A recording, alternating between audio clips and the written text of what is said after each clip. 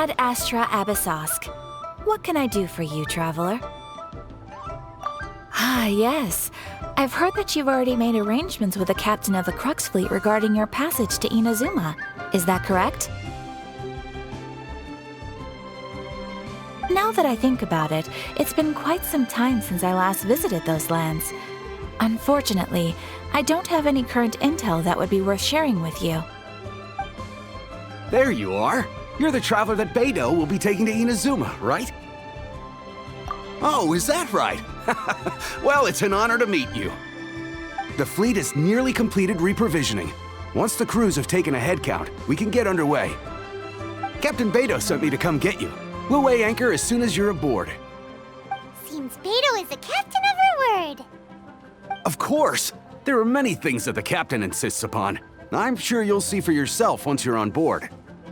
So you'll be heading off then? I suppose congratulations are in order. Whether the journey before you leads to the heights of the heavens or the depths of the abyss, each step you take is another achievement. Until we meet again, Ad Astra Abyssosk. Oh, it's kinda hard to say goodbye now. We practically see each other every day. Well, if that's how you feel, why not come and find me when you arrive? I'll be awaiting you on Narukami Island. So there's another Catherine in Inazuma? See? There's no need to get all sappy now. Well, I guess it's time for you to bid farewell to Liyue Harbor. Now that I've delivered my message, I'll be heading back. The ship is currently anchored off of Guyun Stone Forest. Okay, thanks for coming all this way to let us know. Just following orders. I'll see you two aboard the Alcor.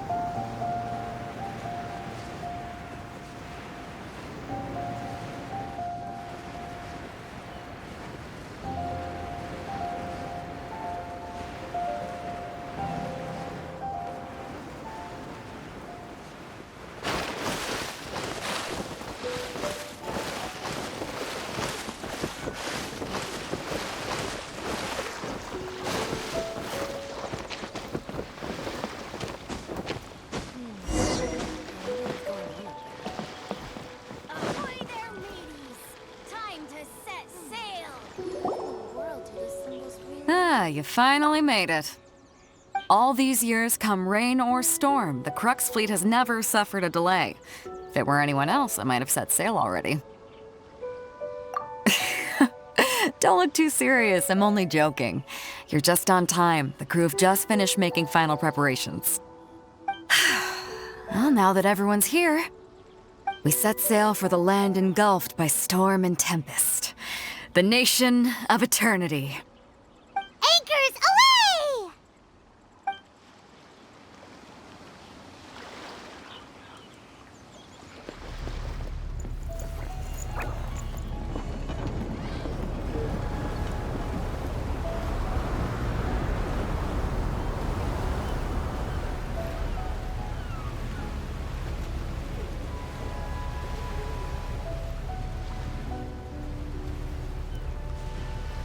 Hmm.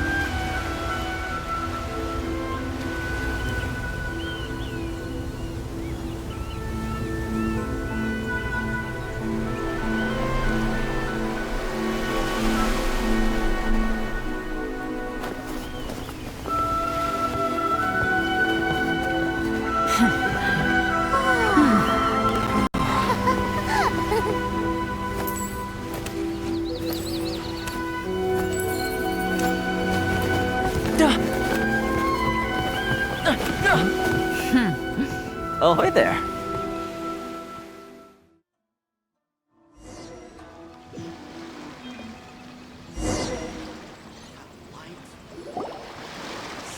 So, you finally made it. You sure kept me waiting, Captain. And it appears we have a couple of stowaways. Or perhaps I should say, honored guests.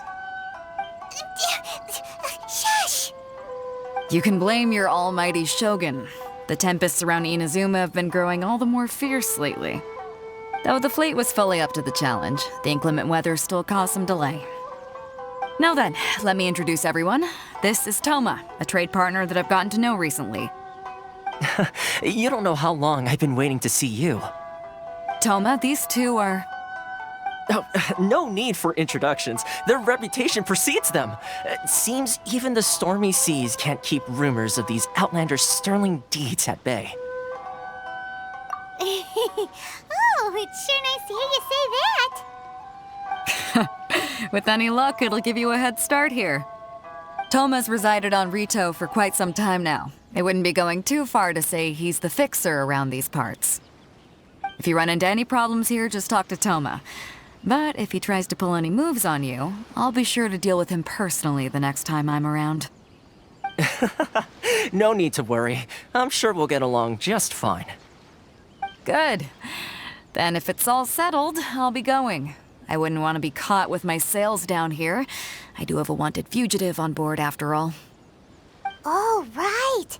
Kazuha. Until next time, traveler. Remember to give it your all, no matter what perilous storms you may encounter. Fair seas, Captain Bei Dou. Bye-bye!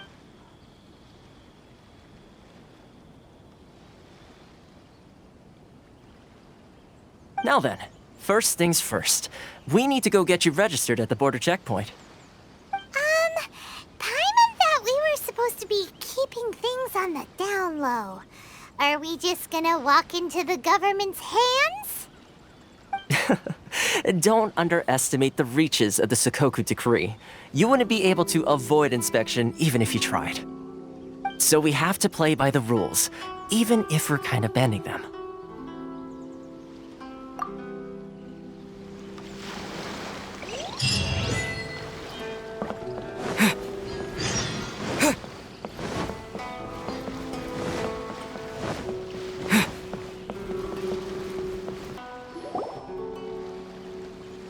Hello? Please state your name, identity, and the purpose of your visit. Oh, except you, Toma. You must be new here. Uh-huh. Excuse me? Please provide the information requested and also declare any goods you are carrying with you. Oh, well, I'm sorry. We cannot approve entry for purely personal reasons. So, unless you have a valid reason for visiting in accordance with the rules...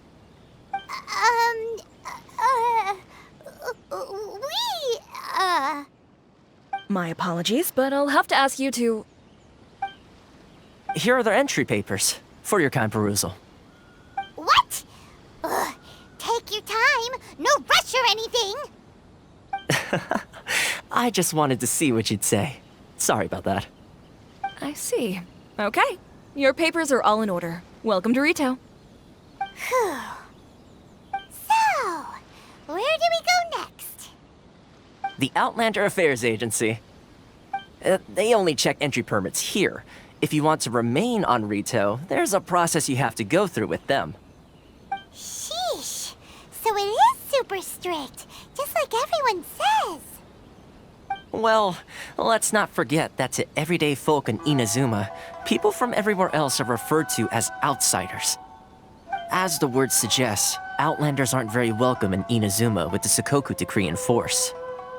Not even on Rito, where they've established an outsider settlement.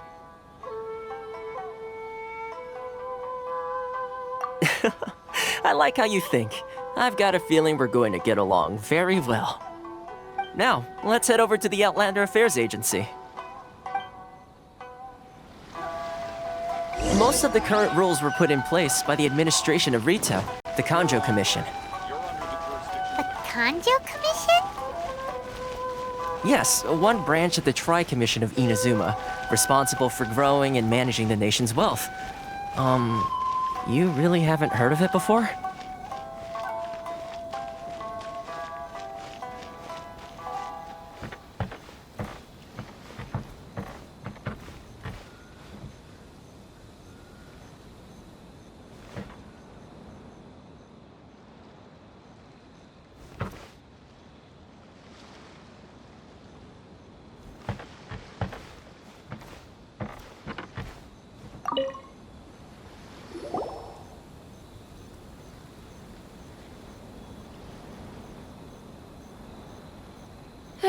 You've completed the entry procedures, yes? And now you want to apply for residency? Both of you? Yes, please. Okay, the processing fee will be 2 million mora. 2 million? For a processing fee? Are you serious? That's right. 1 million per applicant, which makes 2 million total. Don't worry, you can trust my math. Paimon wasn't so much questioning your math as... Ma'am, these two here are good friends of mine. I think you'll find I'm one face you recognize. Ah, Mr. Toma, it's you. By way of courtesy, allow me to reduce it to 400,000 mora total. Thank you ever so much, Miss Eureka. But as this is just a processing fee, I think 600 mora should cover it if I'm paying on their behalf. I'll treat you to dinner too. How does that sound? That's not how you haggle! By all means, bargain the price down, but... All right then, as you wish, Mr. Toma. I will make a record. Much obliged.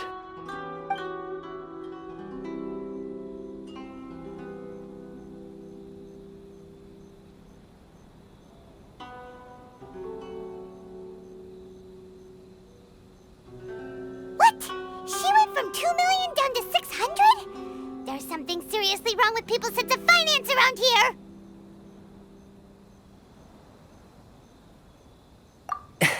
It's not as mind-boggling as you think. A processing fee is just a figure of speech. The way some here at the agency see it, the fees are easy money, so it becomes a question of how much they can make. So when the day comes that some poor merchant from overseas with more money than sense gets stuck here and needs to apply for residency... Then they'll milk them for all they're worth! Exactly. It's at times like this that having a local friend really comes in handy. Yes, but when you're an outlander in Inazuma, far from home in this close nation era, there's very little that can be done about it. The most that overseas merchants can do to look after themselves is stick together. That's how the International Trade Association came about. So it's a trade association built by and for Outlanders? Yep. And as well as advancing commercial interests, the association provides help, support, and structure for Outlanders trying to survive on Rito. Essentially, it's an association devoted to both commercial excellence and survival skills.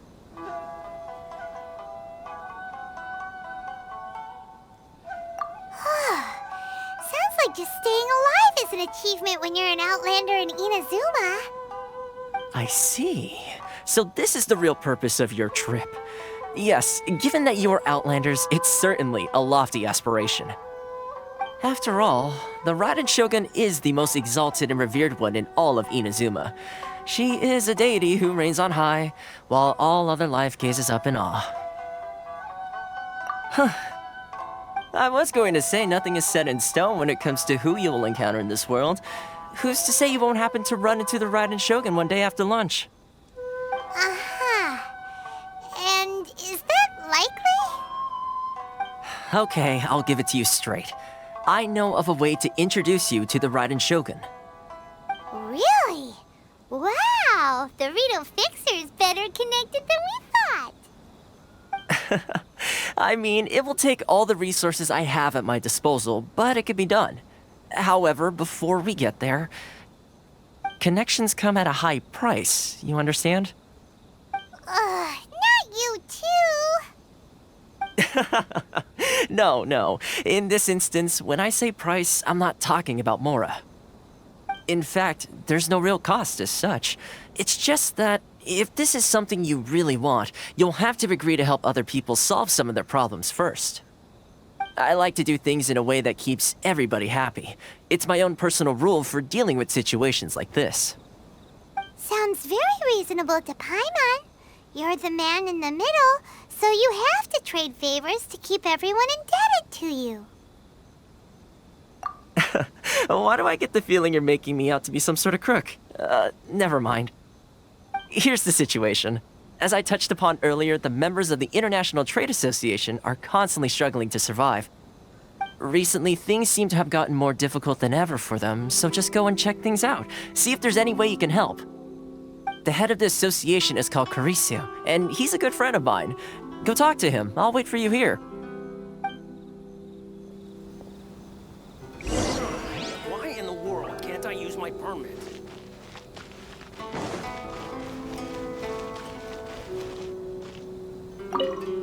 Sorry. Huh? Hello there. You must be seeking refuge with the International Trade Association. The Outlander Affairs Agency took you for all you're worth, I suppose. Good. That's a relief. You need to be careful, or you'll find yourself losing your savings all at once. We heard the association has been having some difficulties lately. Is that true? Yes. Left, right, and center. Obstacles at every turn. But that's nothing new for us. The Sakoku decree certainly makes things difficult for anyone who wants to come here from overseas. But it's not the root cause of our woes.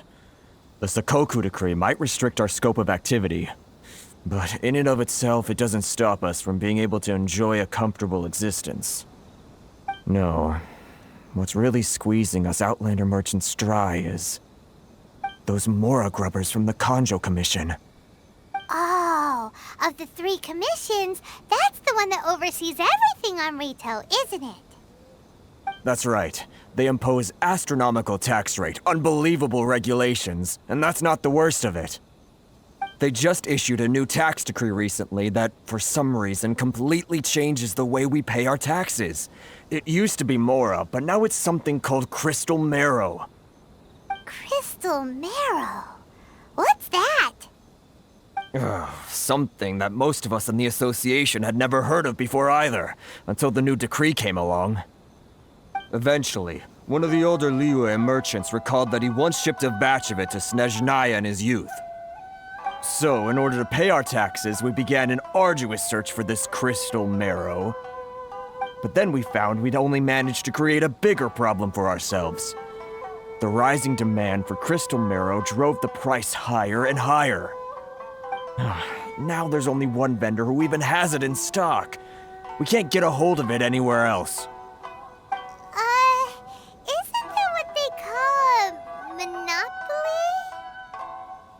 Exactly. So this vendor keeps pushing the price up, and we have no choice but to buy from them because the tax decree forces us to. It's a vicious cycle, the consequence of which is that our taxes will soon exceed our profits. And once that happens...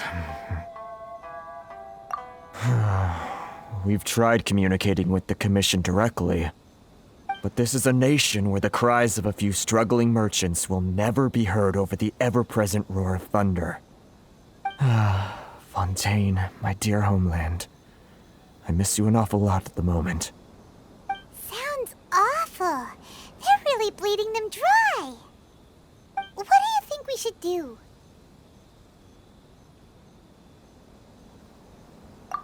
That vendor... I've actually done business with him in the past, but after a point he stopped contacting us. I have no idea where he sources the stuff. Well, it definitely sounds like he's being unfair. How do we find him?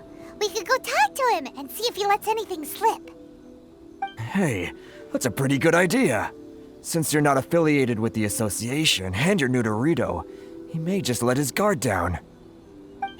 If I remember correctly, our usual meeting point with him is under a tree by the coast in the residential district. See if you can find him there. Got it! We're on the case!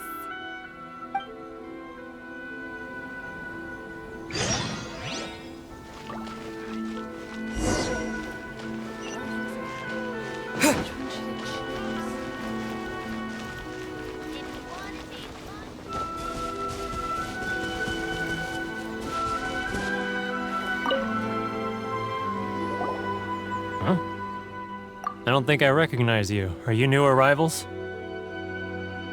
So, what do you need with me? The sheer nerve. You don't go around asking questions like that. If I gave you my sources, I might as well hand you the whole darn business. Trade secret. Got it? You know what trade and secret mean, right?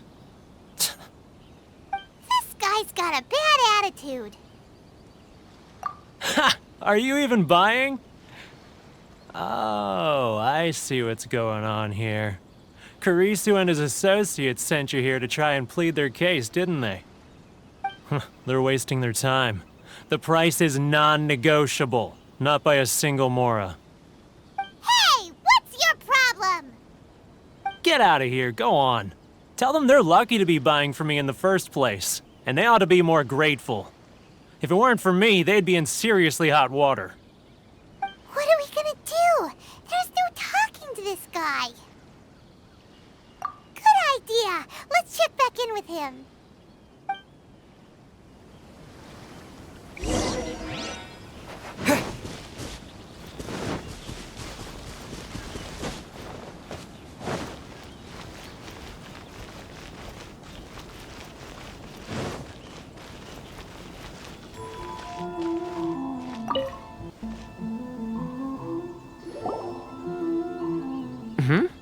That was quick. You resolved it already? Actually, we're having a little trouble. No? Well, by all means, tell me what you need. I'll help as much as I can. Getting you to go fixing things when you've only just arrived is quite a demand. Oh, that guy? I'm familiar. He used to be a bit of a sorry sight, selling shells that he collect on the beach just to get by, but he seems to have suddenly shot up in the world recently. I can only assume he must have found himself a patron after leaving the International Trade Association. Huh. You're saying he used to be a member of the International Trade Association? So he's an Outlander too? Yes. Couldn't you tell when you spoke to him? That's right. Werner was born in Mondstadt, then went into the shipping business, trading between Leah and Inazuma. When Inazuma closed to the outside world, he was one of a group of Outlanders that ended up stranded on Rito. What a bummer! The International Trade Association was initially very generous to him, but over time, with decree after decree, the association members found it increasingly difficult to make ends meet. So he left the association and turned his back on them.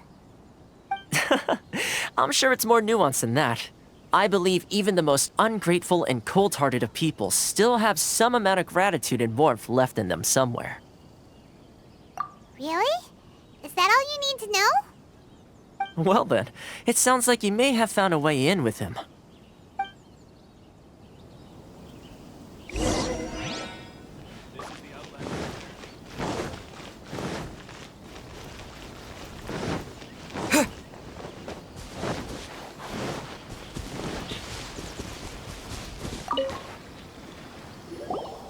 What are you doing back here?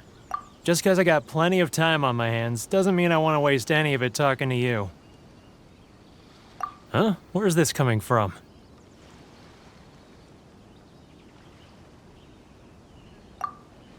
Mondstadt? You were talking about Mondstadt.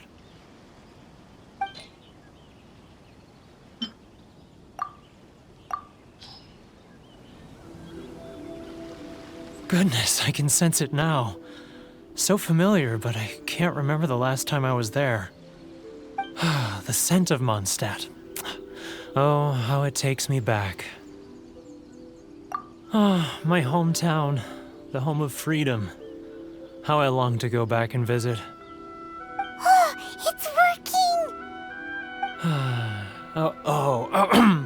So, trying to play my heartstrings like a liar, are you? I know what you're up to. Huh? What is this? What are you up to now? Just close your eyes already! You mean the sound of the ocean? Leah Harbor. I can see it so clearly. Oh, and the sound of the waves.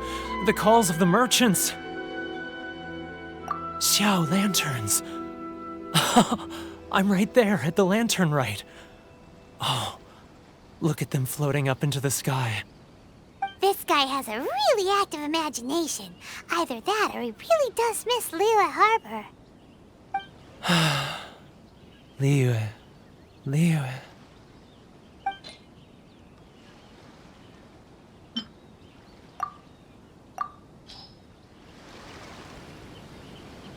Wait. Stop. That's enough. Don't make me relive it anymore. My poor heart can't take it.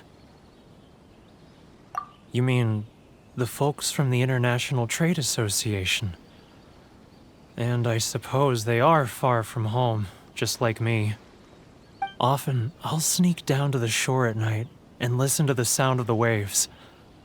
I like to imagine it's the voice of my hometown, carried across the ocean.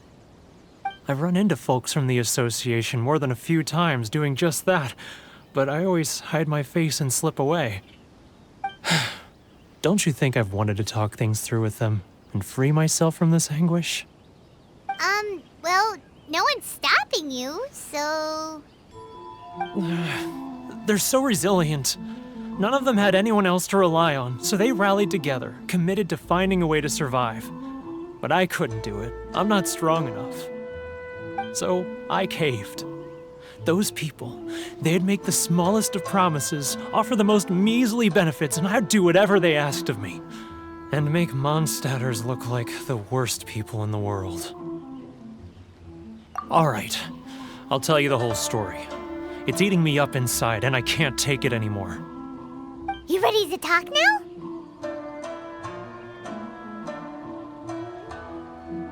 But I betrayed them. I can't show my face there. Come on, you scaredy cat. Look, you messed up, but now it's time to make things right. So come on, get it off your chest. What's the deal here? It's a scheme by the tax collection Ashigaru, Keijiro and his companions. They start by overtaxing the merchants, then take the extra crystal marrow they receive and stockpile it. Once the merchants run out of places to buy crystal marrow, they get me to sell that extra stock back to the merchants at an extortionate price, with the proceeds going to the tax collection Ashigaru. It's plain evil gouging them like this. I'm their puppet, yes. But my cut is a tiny fraction of what we take in total. It's barely enough for me to live on. Evidence? You're right. Without conclusive evidence, he will never admit it. Now that I think about it, whenever I report back to him after a sale, he always heads to the same place. It's always made me suspicious. As it happens, I handed some Mora over to him not long ago. I can show you where he went if you want. Really? Well, then there's no time to lose. Let's go.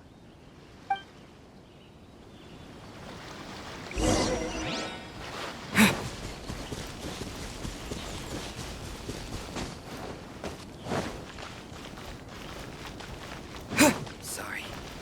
I need to think about it.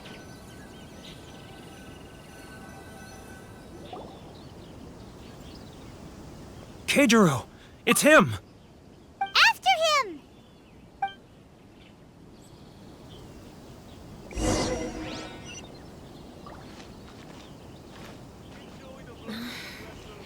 Should I close early? It's not like I'll get any customers.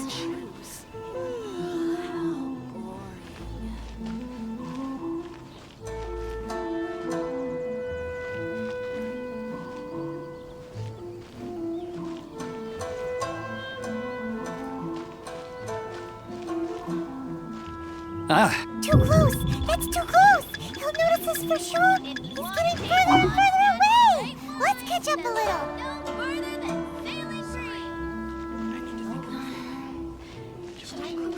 Now, who else is behind on payments? Let me think. Yes, the Trade Association clique still needs to be brought into line. He's getting further and further away! What was that sound? Shh! Quiet! Don't let him find us! Must be hearing things. Drat, I'm behind schedule. I need to hurry. He's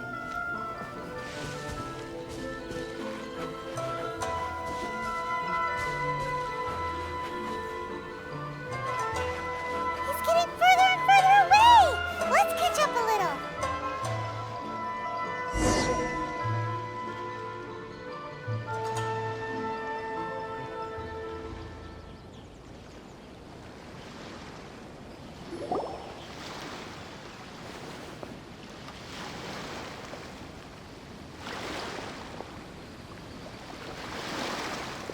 What could he be doing at a place like this?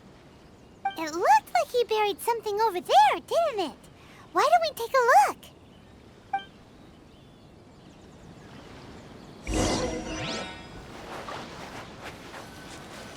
If only we made less noise.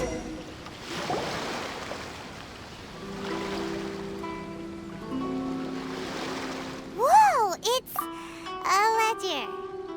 Boring! Paimon thought he'd hidden a big pile of Mora here. Yeah. Let me take a look here. Ah, yes! This is what we're looking for. A clear and complete record of every single transaction, each one proof of his guilt. Great! Well, now we have our hard evidence. Let's go tell Karisu the good news, shall we? I'll say goodbye to you here then. Huh? You aren't gonna come with us? I need a little more time before I'm ready to face the head of the association. I'm sorry.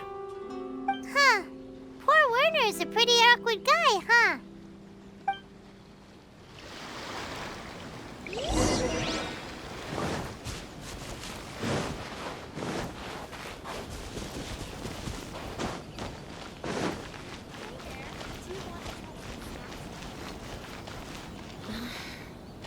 Should I close early? It's not like I'll get any customers. But we really don't have anything left. If this keeps up, our sales will come in at a loss. There'll be nothing left for us to do but starve. You know the decree. The rules are the rules. No discounts, no exceptions, and no excuses. And who are you? Another new member of the association?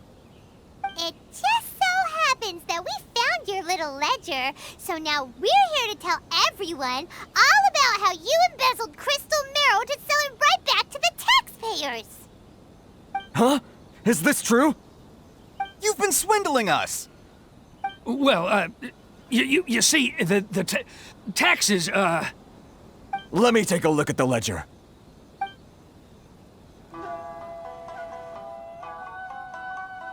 Well, would you look at that? Every payment the association has made is right here in your personal ledger.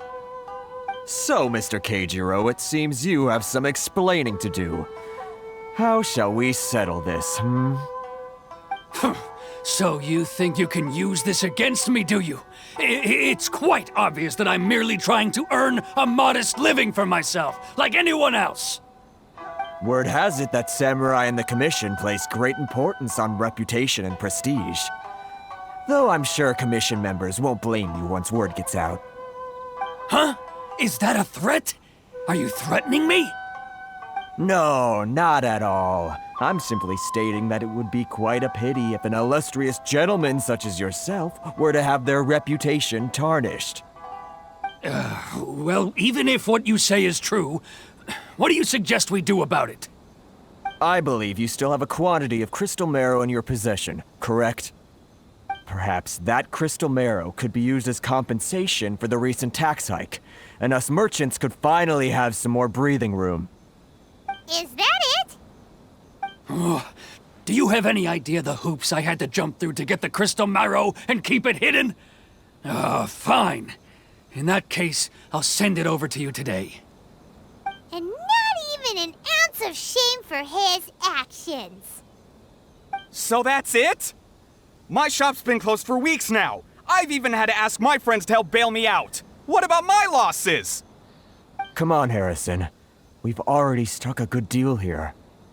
I'm sick of being pushed around like this. I won't let him off so easily. Harrison! Hey, what's all this racket? Does someone dare question the decree? Ah, Chief, you've arrived. What was all the commotion I heard just now? Oh, we were just discussing a minor tax issue. I do my utmost to lend them a helping hand, but they're never grateful. A helping hand? The only thing you're doing is stuffing your greedy pockets with our hard-earned wealth. I assure you that Hirage Shinsuke will hear of this. Oh, and you dare to utter the Commissioner's name. You Outlanders have no respect for the rules. Seize the merchants. We will resolve this dispute back at headquarters. Uh-oh. This is going in a bad direction. Gentlemen, come now. Is there any need for this? If there's a dispute to resolve, let's get a drink and talk it over. Who are you supposed to be? And why in my right mind would I join you for a drink? Ha! You never heard of the Fixer? Here's my card. Huh. You're from the Yashiro Commission. Shh. Huh. Well, this is Kanjo Commission territory. However powerful the Yashiro Commission may be, you have no business meddling in Rito's affairs. Of course not, of course not. Still, perhaps you could show the young lady of our land some courtesy. You wouldn't want your name showing up in a petition to the Shogun, would you? That fan, the Shirasagi Himegimi. I don't need any trouble with her. Okay, let's forget all this. It'll give us one less thing to worry about. But, Chief! Enough! We're leaving. Let's get dinner one day soon, gentlemen. My treat, I insist. No response, huh? I suppose that bridge is well and truly burned then. Thank you so much, Toma. But I'm sorry your relationship with the Kanjo Commission had to suffer for our sake. Hey, I was joking. It's a small price to pay, and you're more than welcome. If there's anyone you should be thanking, it's the Traveler. He's the one who found a way to turn things around. If nothing else, I'm sure the tax collection Ashigaru will tread a little more carefully in the future. Toma, what was all that? Shh, not here. Too many people listening. Let's move somewhere else.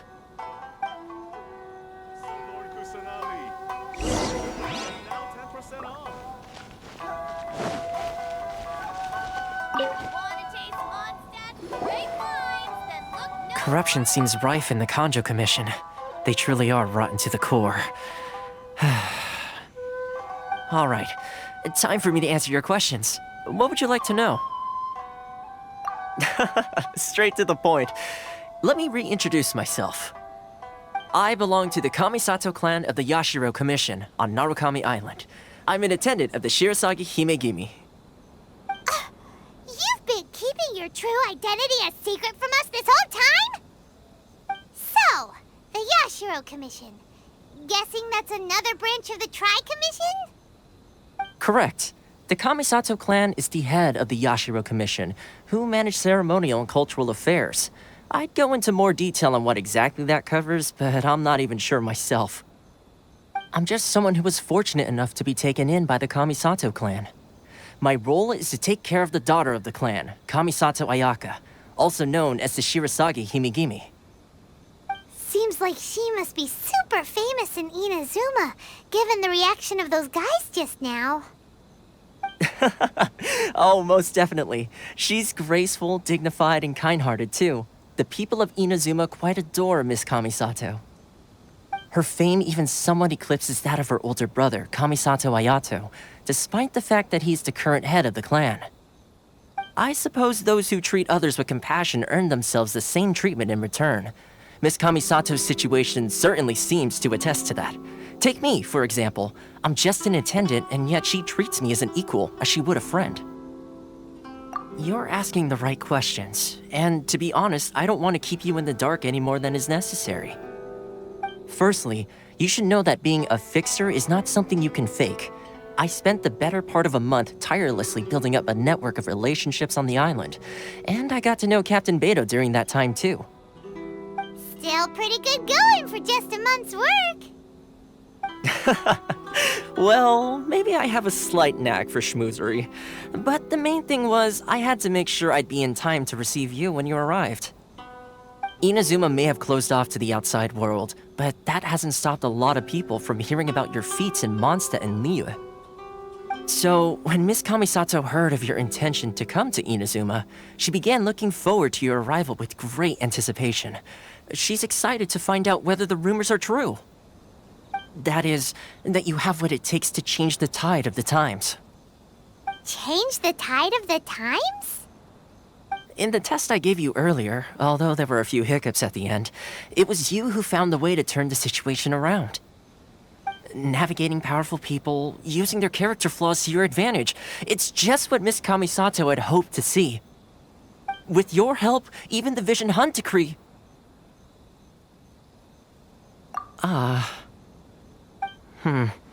That's an unexpected development. Perhaps our sources were misleading. Yes, of course. I completely understand, and as agreed, I shall help set that up for you. Toma sure didn't put up much of a fight. Well, my work on Rito is done. So I suppose this is goodbye for now. Oh, one more thing. This invitation letter is for you. When you get to Narukami Island, you can find me at the Komori Tea House, as per the letter. Good luck with everything. See you soon.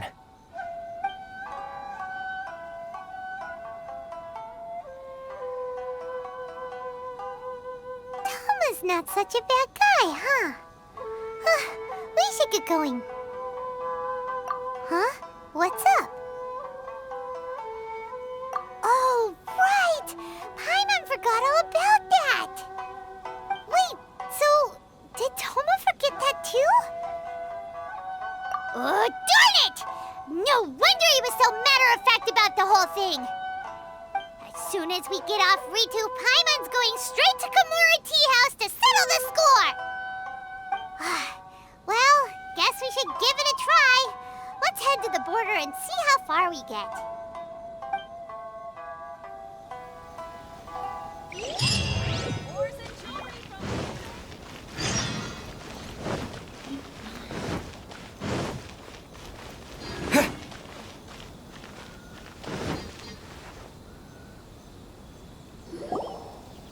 Stop there! Present your travel permits. Sorry, but we really gotta get to Narukami Island. It's kinda urgent. If you don't have a travel permit, this is as far as you'll get. Those are the rules. As expected. Traveler, you gotta think of something. How do we get out of Rito? Are you saying we should go and meet with the Kanjo Commissioner? Guess it can't hurt to try, even if Paimon has a few choice words to say about his subordinates. Who knows? Maybe he's our biggest fan.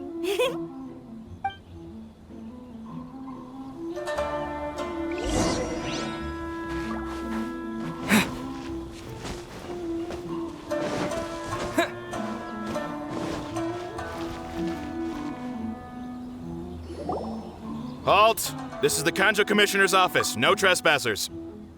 We're here to see, the Kanjo Commissioner? The Kanjo Commissioner seldom entertains Outlanders. Leave now or we'll be forced to... Ah, wait. Oh, Commissioner! These two are honored guests from afar. No need to give them the usual spiel. Come on in. Let's see what we can do for you.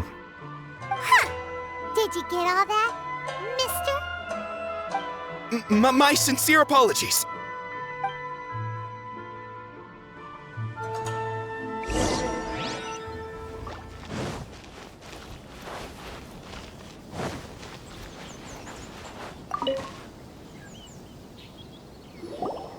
I am Hiragi Shinsuke, Kanjo Commissioner and head of the Hiragi clan.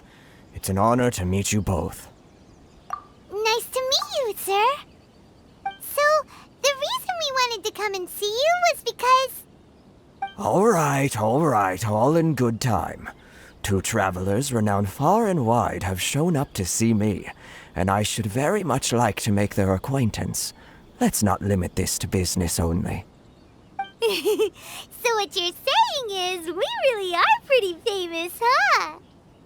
Absolutely. How many other people in the world have what it takes to knock the wind out of Storm Terror's sails and put the Overlord of the Vortex back under the sea, eh? Exactly! Paimon thinks you make an excellent point. And I hear you also foiled a Fatui plot in Liyue Harbor. Even beat one of their harbingers in a duel. Is that true? Whoa, you heard about that too? Yep, it's true, all right. As I thought. Something wrong? No. I'm simply awestruck by you both is all. Rito is greatly honored to have you visit us. One other thing I heard about you is your great zeal for helping other people. This makes me wonder whether you might be so kind as to render your assistance to the Kanjo Commission. Well, sure, no problem. Whatever you need, right? Excellent.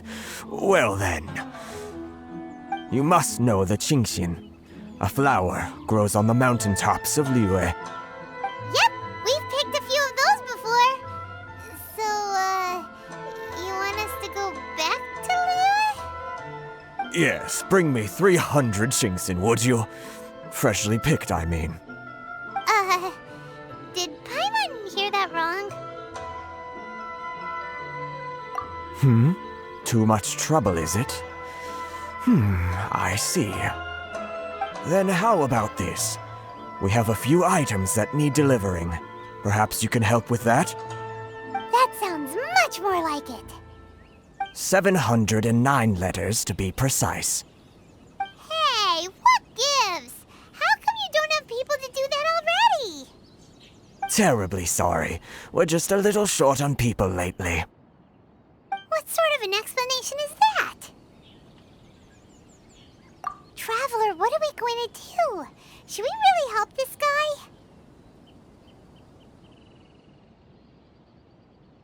That's the spirit. Don't keep me waiting too long now.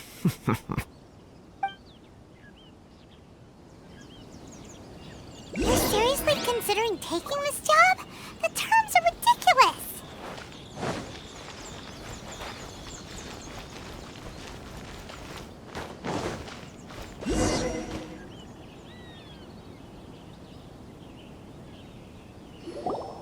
Halt, you two!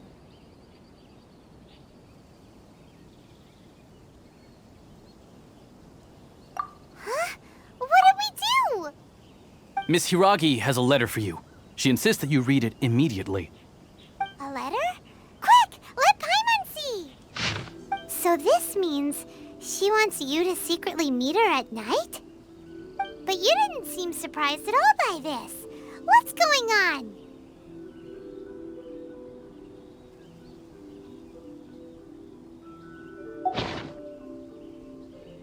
Huh? Have you been up to something behind Paimon's back? Let's ask her tonight and see what she has to say.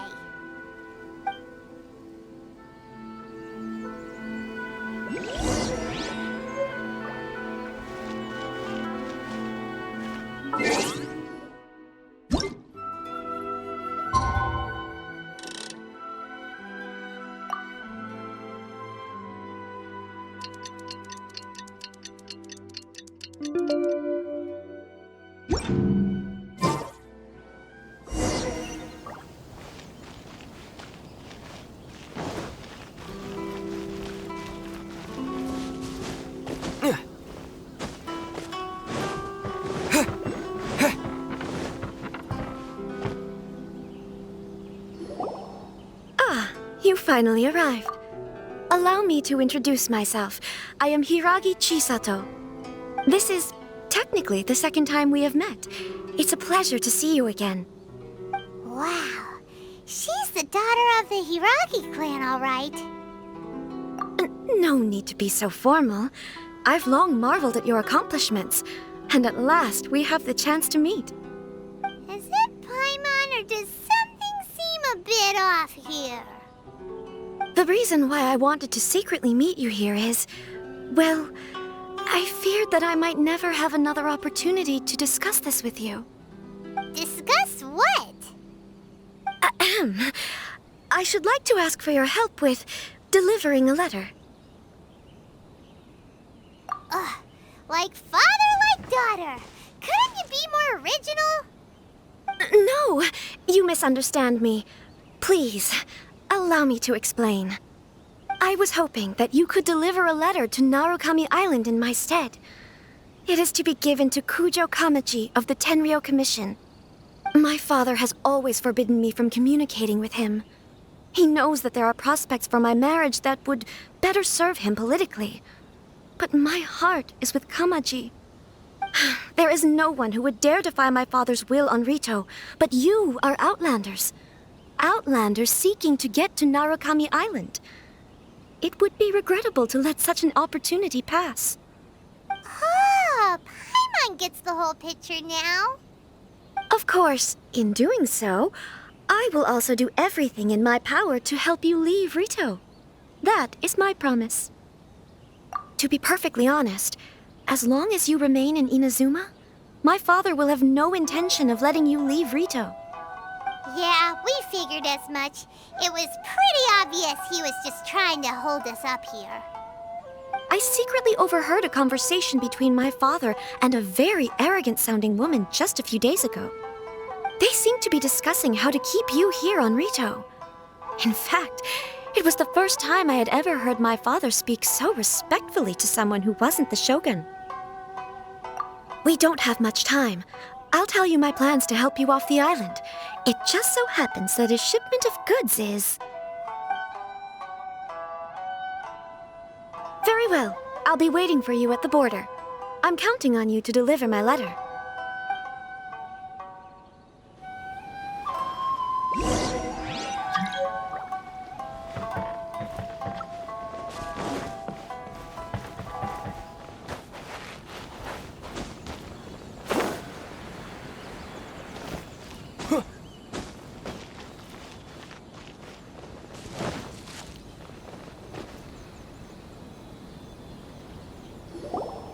Hold on, please. These goods are being sent to Watatsumi Island? My lady, this is an unexpected honor. You are correct. These goods have been repeatedly requested by the Kanjo Commissioner. We must be certain that they reach Watatsumi Island intact. Is there something wrong, Lady Hiragi? No, as you were. My father simply has some concerns of the shipment's safety, and has ordered that myself and an additional qualified escort be dispatched to ensure safe transport of the goods. My lady, you aren't suggesting that you intend to escort this shipment personally, are you? There's certainly no need for you to trouble yourself with such a matter. And as for this qualified escort... Please, do not cause us any further delay. If memory serves me right, my father has already asserted that this shipment must arrive on time. I'm certain punishment will be duly dispensed if it fails to do so. Yes, of course, my lady. It's just that, well, we don't know who this... Now, need I remind you of the penalty if anything were to happen to me en route? I'm sure you are all quite familiar with my father's temperament. Do you really presume that you can fully guarantee my safety on your own? Boy, Chisato can talk the talk.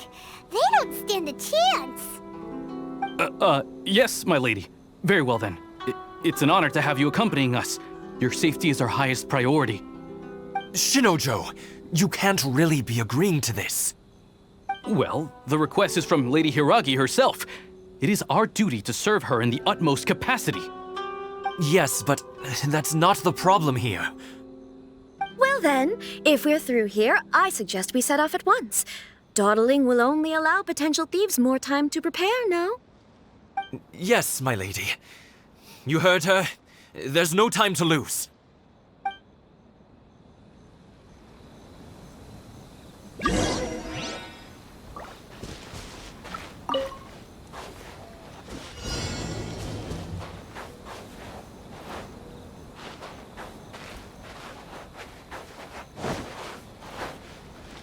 My lady, please stay back. We'll handle it. Not as well as we'll handle it!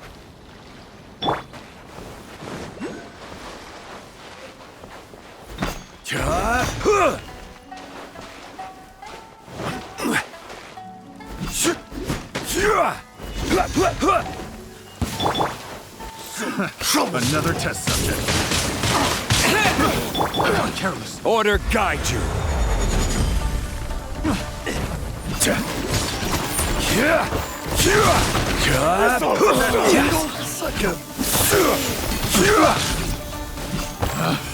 Picked the wrong test subject. Stabilize.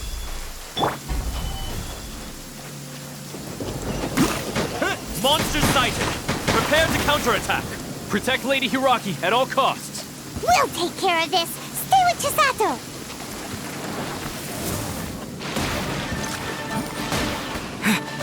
What? There's no Wind Blade! Beg for mercy. Yeah!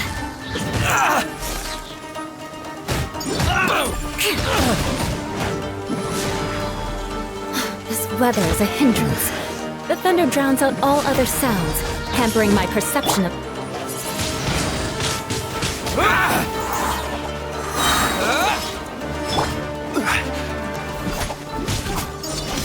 Stabilize. Finally, No.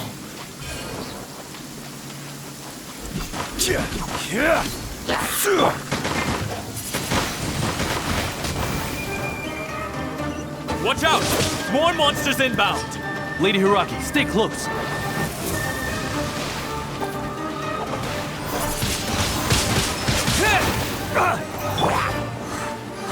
This is order. Crush! Light Blade! Wind Blade!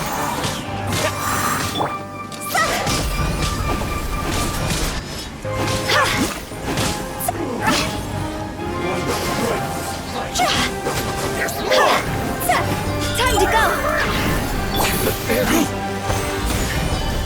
Shudder!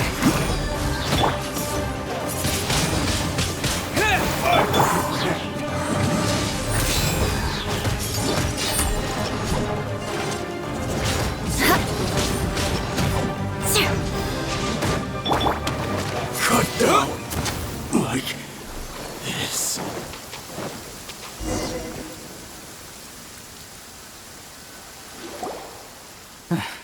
We can take refuge in the village up ahead. How are you faring, my lady? I'm perfectly all right. You may stop here. The road to Narukami Island is just over there. In my letter, I've requested Kamaji to grant you a special travel permit from the Tenryou Commission. Consider it a token of my appreciation. My lady. So that's how it is. I had a feeling something was amiss, but Shinojo, you... No, Lady Hiragi would never hide anything from us, I'm sure of it. But who is this Kamaji you speak of, my lady? I'm not afraid to say that he's the one I love. The one you love? Shinojo, did you honestly think that... What? No, I was just clarifying, that's all. I would never in my wildest dreams, You two needn't worry. Please, forget that this ever happened. If my father catches word of it, I alone will be held accountable. Yes, of course. As you wish, my lady. But what will happen if your actions here are discovered, Chisato? Don't fret. My father has always been one to spoil me. The worst he'd do is sentence me to half a day without food, or something to that effect. Huh. Paimon never suspected a guy like him could have a soft side. I wish you a safe journey. I'm sure we will meet again. Bye, Chisato! Come now. Quit your staring and let's get moving. We've got goods to shift. All right.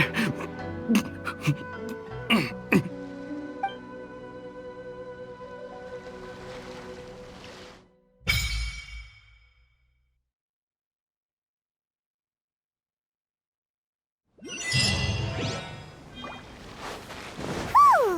We're finally on our own way again. I suppose it's time we find Toma. Now, where did he say he would meet us again? Oh, right! Komori Tea House!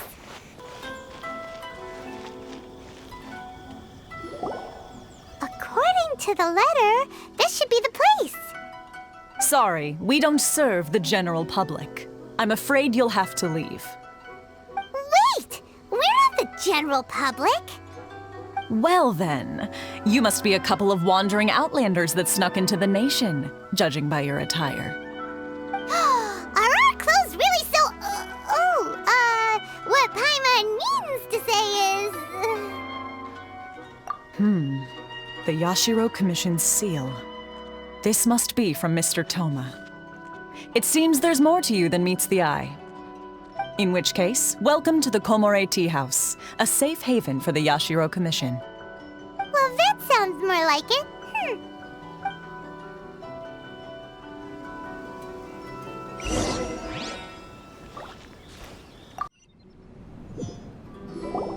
Well, now that we're here, where's Toma? Paimon doesn't see him anywhere. Do you think he forgot his promise to meet us? Who forgot their promise? I was beginning to think you'd forgotten about me. What? Is that dog talking to us?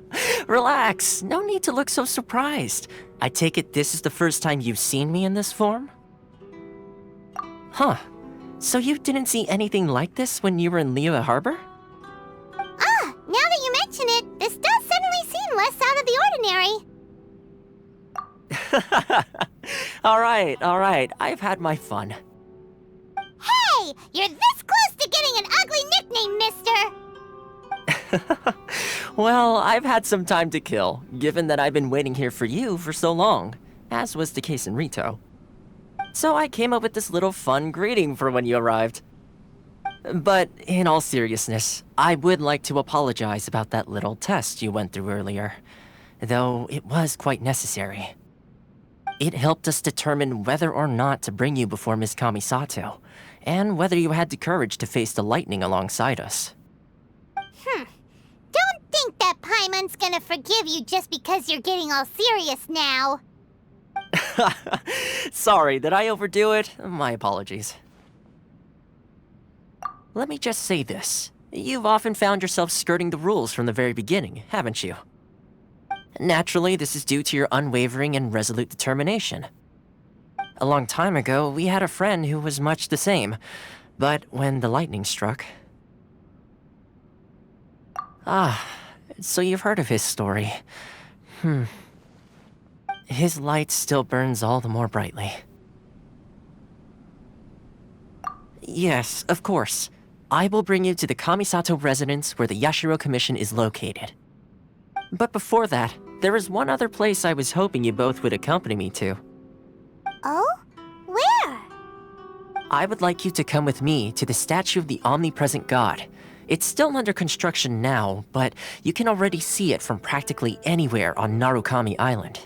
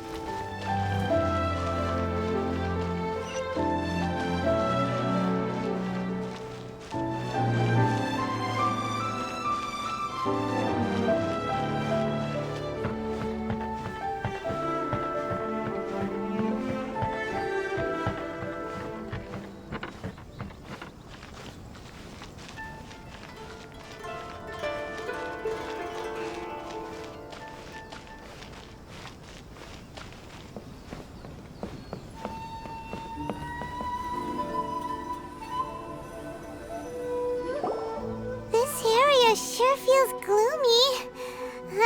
People probably don't come here often, do they? Huh? Are Paimon's eyes playing tricks? Or are there things embedded in the statue? Visions. Visions? You mean all the visions that are collected from the Vision Hunt decree are put into this statue? So you've already heard of the Vision Hunt decree. Before I try to explain, I should perhaps remind you first that Mondstadt is the city of freedom, and Liyue is the city of contracts. As for Inazuma, it's known as the Nation of Eternity. The Raiden Shogun is both the nation's most powerful ruler and its deity. The Eternity in question is her endless and unchanging will to rule over Inazuma. As such, she relies on the Tri-Commission to regulate the nation's affairs and the Sakoku Decree to limit the people's movement. The Shogun wishes to keep Inazuma in stasis, allowing the stream of time to flow from one end to the other without disturbing it for all time. Seems like every god has their own will. Of course, this is my own limited understanding. As for the reason behind the recent Vision Hunt decree, perhaps the Shogun believes that visions grant people the power to change, and that her eternity doesn't allow for such instability to exist. Whatever the case, the fact is that the Raiden Shogun has dispatched the Tenryou Commission to scour the nation for visions, embedding each one in this statue. And this statue of the omnipresent god can be seen as Inazuma's symbol of eternity. But if that's the case, wouldn't you say that the Raiden Shogun is being, I don't know, selfish? Only outlanders such as yourselves would ever dare speak out so directly against the Raiden Shogun. And yet, I agree. The Vision Hunt decree is something that simply should not exist. And Miss Kamisato has been committed to fighting it since the day it was announced.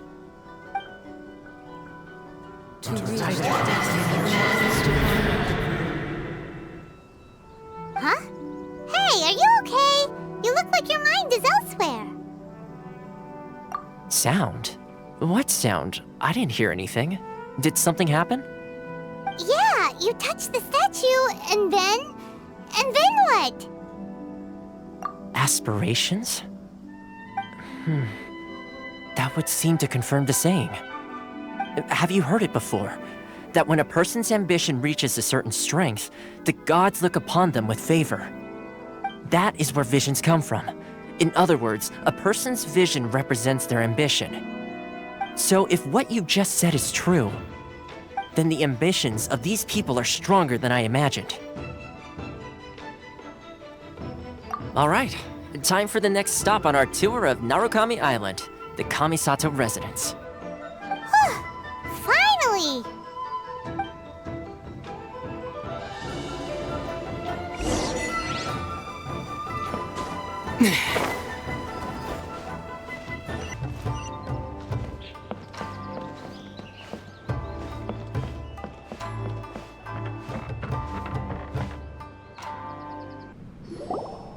So, this is the kind of place where the big shots of Inazuma live, huh? Paimon kinda expected it to be snazzier. Welcome at last to the Kamisato residence, honored guests. Miss Kamisato is delighted to finally meet you. Is this the Shirasage Himegimi you keep going on about? So, where's she at? Behind the screen? Yes. As the daughter of the Yashiro Commission, this is how Miss Kamisato is accustomed to receiving guests. Consider it a time-honored tradition within the Yashiro Commission. Forgive me if this is an unwelcome surprise. Makes sense.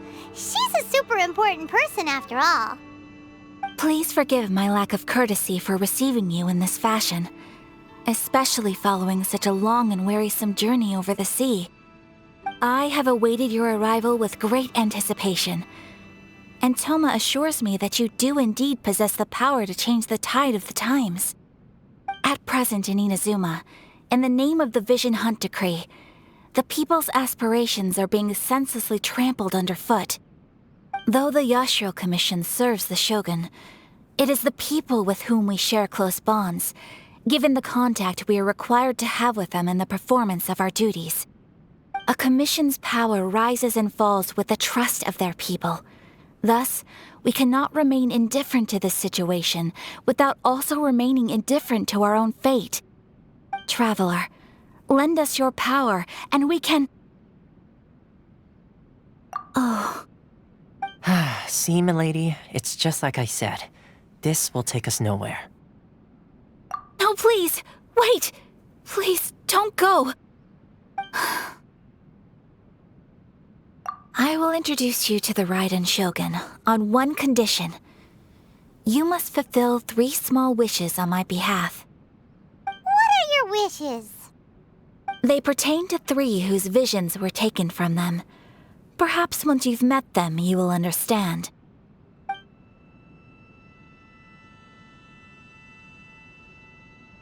A warrior who guards a village, a former samurai who helped carry out the Vision Hunt decree, and a swordmaster determined to become the best in the world. Does Paimon got that right? Correct. Please do all you can to help them. I will await your return here.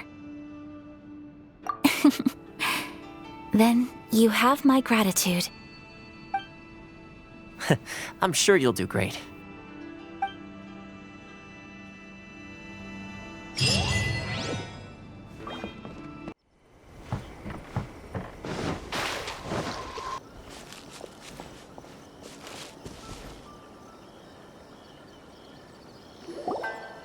Let's see. Where's the person Ayaka told us about? Why are you doing this? Why leave all of a sudden, after all these years? Precisely. It's much too sudden. We've had no time to prepare. The children are desperate for you to take them out to play. Please, we urge you to reconsider. That must be the guy Ayaka told us about. Let's go over and see.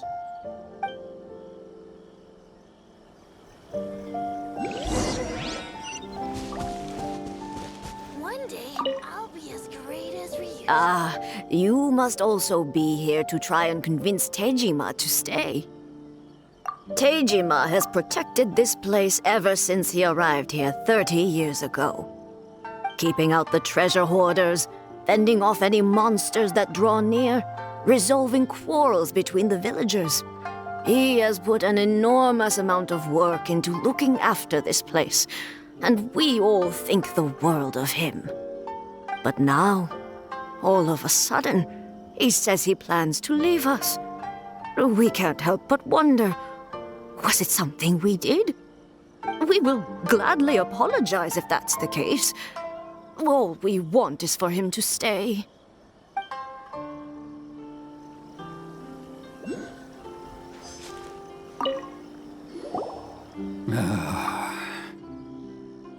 If you want my opinion, something to do with the Vision Hunt decree. It's clear that Tejima had done nothing wrong, and still they confiscated his vision. After that, he became a completely different person. I can't claim to fully understand it, but I could tell that he'd lost something very important to him. He went off on a walk, alone, circled the village a few times, and then out of the blue, he announced that he was going to leave and become a wanderer. Truth be told, we aren't sure whether trying to keep him here is the right thing to do. But equally, it doesn't feel right to let him leave when he's in this state. He's a lost soul. Seems like he's a well-respected guy around here. I'll be as great as Ryu.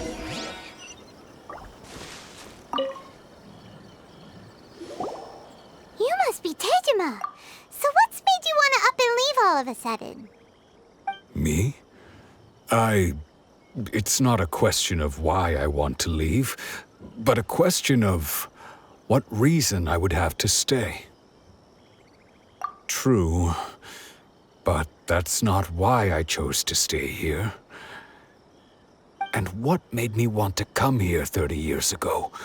And why have I never wanted to leave in all that time? I don't have answers to those questions because I can't remember anymore. Ever since they took my vision away, it's like a slice of my memory is gone. In the past, I knew I wanted to stay here. But whatever resolve I had then, it's gone now. So I thought, what's to stop me from moving around instead? The emptiness inside me will be there either way. Okay. Well, in that case, if we help you rediscover the reason you chose to stay, you won't need to leave anymore, right? But if you can't remember anything, it's not gonna be easy. Oh, maybe if you just try a little harder to remember, then it'll all come flooding back? Oh, that reminds me. Last time I brought Tejima some fruit, I do believe I saw him writing in a diary. I keep a diary? If you say so. I honestly can't seem to remember. Oh, yes, you do. And what's more, I remember you saying at the time that you wanted to make a note of a few interesting things. Things which would prove very important at a later date. Perfect! So if we want to keep Tejima from leaving, we just need to find his diary. It must be around here somewhere. Let's take a look. If you don't mind, we will leave you to find the diary. We should head back to the village to inform the others of Tejima's situation.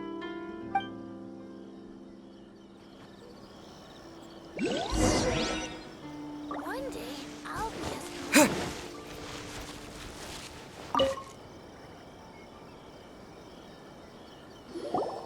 This looks like Tejima's diary, all right.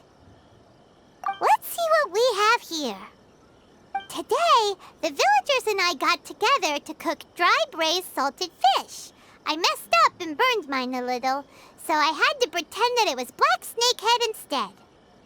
Today, I helped rescue a kid who had fallen in the water. After I pulled him out, he told me that his best friend Bamboo was still in the water. I searched the water the whole afternoon before finding out that Bamboo was the name of his pet crab. I went kite flying today. The string broke, so I chased after it as fast as I could. I soon realized I was never going to get it back, so I just found somewhere to sit and watch as it flew away into the distance. Seems like your average diary of daily village life. Huh? Wait, there's more! I went to pray at the shrine again today and stayed there a while. The omamori you gave me has faded a little, but it is still my most treasured possession. Now that's the kind of info we're looking for. Time to pay a visit to the shrine.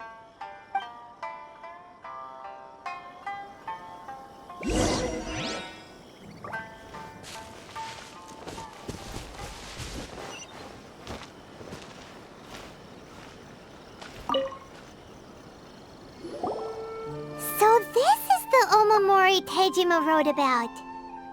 Interesting. Looking at the color and the design, Paimon would have thought it belonged to a child. But anyway, if he had this with him all the time, there's a chance some of his elemental energy remained on it. Do you think that it might come in handy?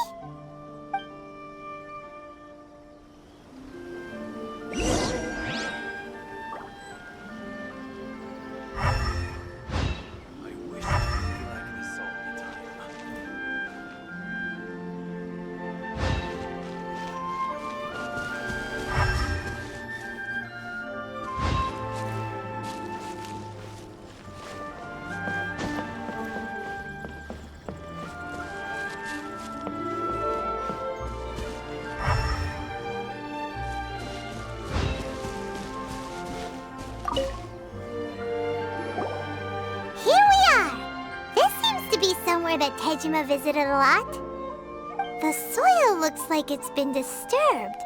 Maybe Tejima buried something precious here. Something that kept him in the village all these years? Must be something pretty amazing if it made him stick around for 30 years. Let's dig it up and take a look. It looks like a letter. The paper's gone yellow. Must have been written a really long time ago. Konda Village. Sounds so familiar. Where is that place again? Huh. So the reason Tejima came here was to wait for someone. But he's been here for 30 years. Oh, guess they didn't show up in the end, huh? Well, let's go give Tejima his stuff back and take it from there.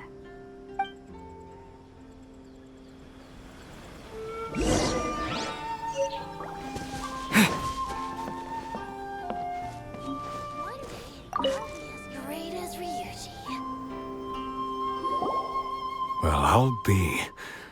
That's certainly my handwriting. And I guess the Omamorian letter belonged to me too.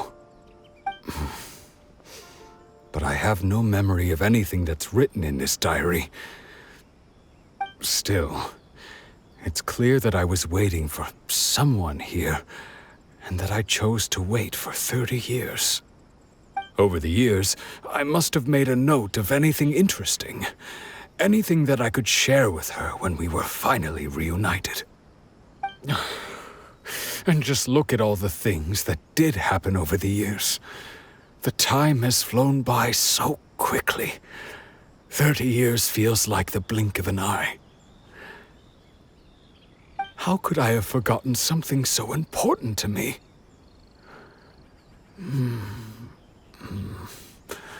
Now that I think about it, when my vision was taken from me, it felt like I'd suddenly been hollowed out. Love, regret, everything I felt for her, it's all disappeared. No, not especially. After all, I've forgotten who she was. Her face, her voice, the things we experienced together. I barely recall any of it. It's as if she'd never been in my life to begin with. As if all these years have been nothing but a hazy dream. I think maybe not. If this is something I waited most of my life for, I suppose I should carry on waiting. Although, what if she were to turn up eventually, only to find I didn't remember so much as her name? Wouldn't that be upsetting for her? When I think about it like that, I do feel a slight tinge of sadness in my heart. How curious. Why am I thinking like this when I don't even remember who she is? It's just like that feeling of emptiness, the feeling that something is missing. Thank you both for helping me reconnect with my reason for staying here. I shall remain here and keep waiting for her. Tejima seems to be dealing okay, but still, it makes Paimon really sad. Seems it's just like Ayaka and Tomo were saying. If you lose your vision, you lose all your hopes and dreams too. That certainly explains the state Tejima was in earlier.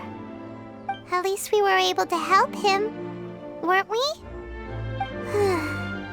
Well, let's go find the next person. According to Miss Kamisato, the second one who lost their vision is a samurai from the Tenryou Commission. They say the Tenryou Commission is directly controlled by the Shogun. They're the ones responsible for maintaining law and order in Inazuma, the ones actually enforcing the Vision Hunt Decree. But why would they take action against one of their own? Paimon doesn't get it. Huh? There seems to be some commotion over there. Let's go see what's happening. I'll ask one more time. Do you intend to withhold this month's emergency provisions? The entire clan is counting on that food. We demand an explanation. How many times do I have to say it? I don't know anything about emergency provisions. You dare deceive us? Those provisions are essential. Do you understand? Not some goods to be pocketed by greedy samurai. You samurai think you can just do whatever you please? The Tenryou Commission will hear of this! Oh, huh? And who are you? One of Kurosawa's gang, no doubt. What? We just happened to be passing by. We heard the commotion and came to see what the matter was. I see. You seem to have come just at the right time. Perhaps you can help us settle this matter. This is Kurosawa. He's a samurai and a member of the Shogun's army. They issue emergency provisions to the area, and he's the one responsible for distribution. In the past, we'd simply ask him for provisions and everything would be delivered. Now, he suddenly refuses to give us anything. He's keeping the provisions for himself, I just know it. We'll starve without them. No one seems to care about us. We used to think Kurosawa was a kind man, but he's shown his true colors. He's the same as all the other samurai. It's no wonder all the visions have been confiscated. The Raiden Shogun doesn't need people like him helping her rule the nation. This must be one of the people Ayaka asked us to help. But why would she ever want us to help someone like him? Maybe we should talk to Kurosawa and see what he has to say.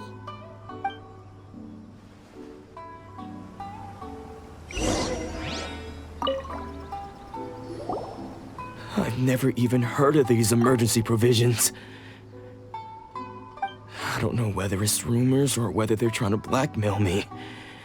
But either way, it's ridiculous. If I was hoarding supplies, would I still be the poor man I am today? My own family can barely get by as it is. Now, if you'll excuse me, I've got other matters to attend to. And that's the first bit of truth I've heard all day. The Shogun's army told me that I was unworthy of my vision. And they said I was slacking off in my work. Apparently, I'd even disappointed the Raiden Shogun. And that's why they confiscated my vision. Well, that's strange. You were helping enforce the Vision Hunt Decree. Why would you be unworthy of your vision? To be perfectly honest, I don't seem to remember the details. All I know is that I would perform certain things every month. But I don't recall what they were. And it's not just that. I have this unsettling feeling, like someone owes me something. Does it have to do with the missing emergency provisions? I didn't take any. Like I said, if I was taking them for myself, I wouldn't be going through such hard times right now. To top it all off, my house was just raided by treasure hoarders, which is why I came here in the first place. I was chasing after them when I got held up by these two. If you don't believe me, go find the treasure hoarders yourself. If there were any emergency provisions to be had, they would have found them. Huh. He seems to be telling the truth. But we better confirm. Let's go round up those treasure hoarders and see what they have to say. We should be able to follow their tracks. They couldn't have gone too far.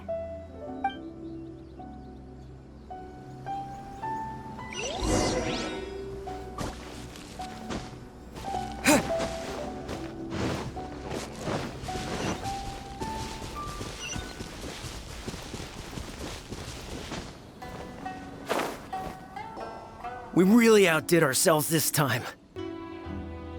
All those samurai houses packed with goods, we really hit the jackpot.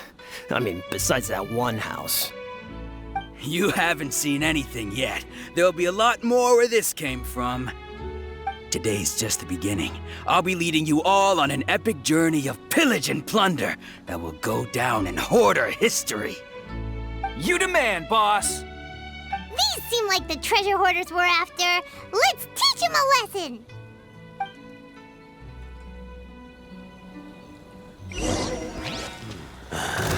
Another test subject.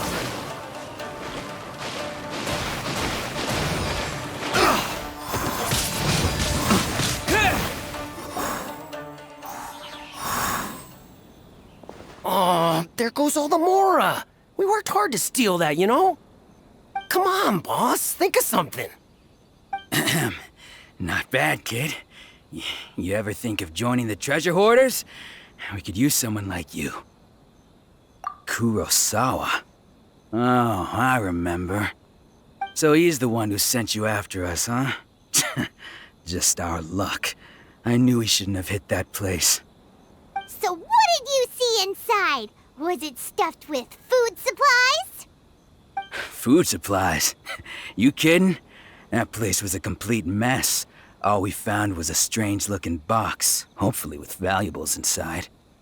I didn't want anyone else to see it, so I was planning on opening it myself once we got back. But now that you've caught us, how about we make a deal? That little box for our freedom. What do you say?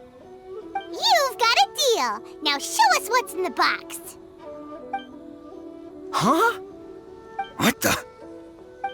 There's nothing in here but IOUs! Yeah, a lot of them too! And they all seem to be made out to the owner of a general goods store, a Miss Aoi. We're talking tons of Mora here. We better talk to this Miss Aoi and get to the bottom of this. As for you guys, you're free to go. Just pray that our paths don't cross again. Yes, of course. So, we redeemed ourselves for some IOUs. Does that mean we broke even? Shut it. Let's just get out of here.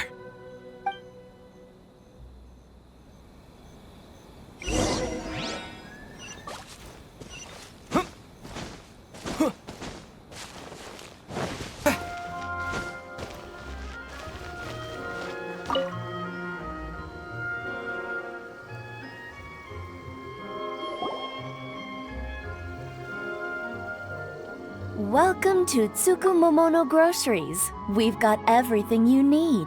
Can I help you find something? Or perhaps there's something you want to inquire about? Ah, so you're friends of Kurosawa, I take it? Perhaps you're here to pay off his debts. Whoa! Let's not get ahead of ourselves. We're just here to learn where they all came from. How did Kurosawa end up owing you so much money? Did he buy anything super expensive here? Let me think. Kurosawa would come regularly to purchase large quantities of foodstuffs. He'd always put the payment on his own account. However, the price of provisions began to skyrocket recently, and his salary was no longer enough to cover the cost. So, he started writing out IOUs to cover whatever he couldn't afford of the usual amount. So that's how he was getting those emergency provisions. But why did he have to purchase a usual amount? If the prices increased, couldn't he just buy less? Well, if you think about it, the citizens receiving the emergency provisions must have been carefully calculating how much they needed to sustain them each time. Kurosawa thought that it would be quite the disappointment for them if they found they didn't have enough, especially after such long and careful planning. So he deemed it necessary to take on the debt rather than let the people down. Wow. Kurosawa was purchasing all the emergency provisions at his own expense. And no one ever appreciated what he did.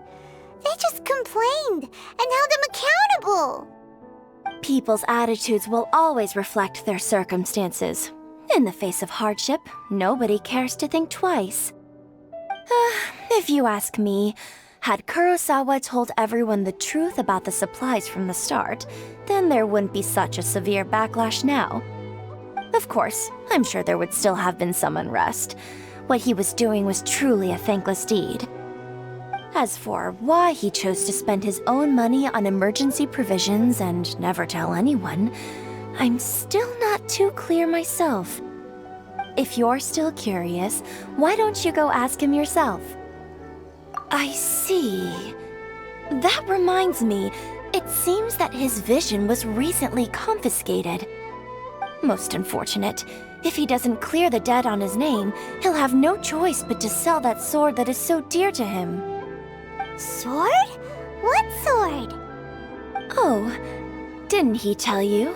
He possesses a very valuable blade. He's carried it for years now. I've asked him about its origins. He told me that it was a gift from his father, that it was too precious to sell. In hindsight, I regret that I never made an offer on it. Everything has its price, at least that's what I think. Why don't you ask him about the sword yourself? Perhaps it'll even provide you with the answers you're looking for. Oh, but before you go, if you would kindly settle today's bill. But we didn't buy anything! Information is also a kind of commodity, wouldn't you agree? Don't worry, I won't charge much for information about Kurosawa. Nothing we ever discussed was explicitly confidential anyway. Oh, let me think. 2,000 mora should be a fair price. At least we now know where the emergency provisions were coming from. Plus, we found out that Kurosawa has a priceless sword in his possession. Let's go talk to Kurosawa again and see if he can remember anything.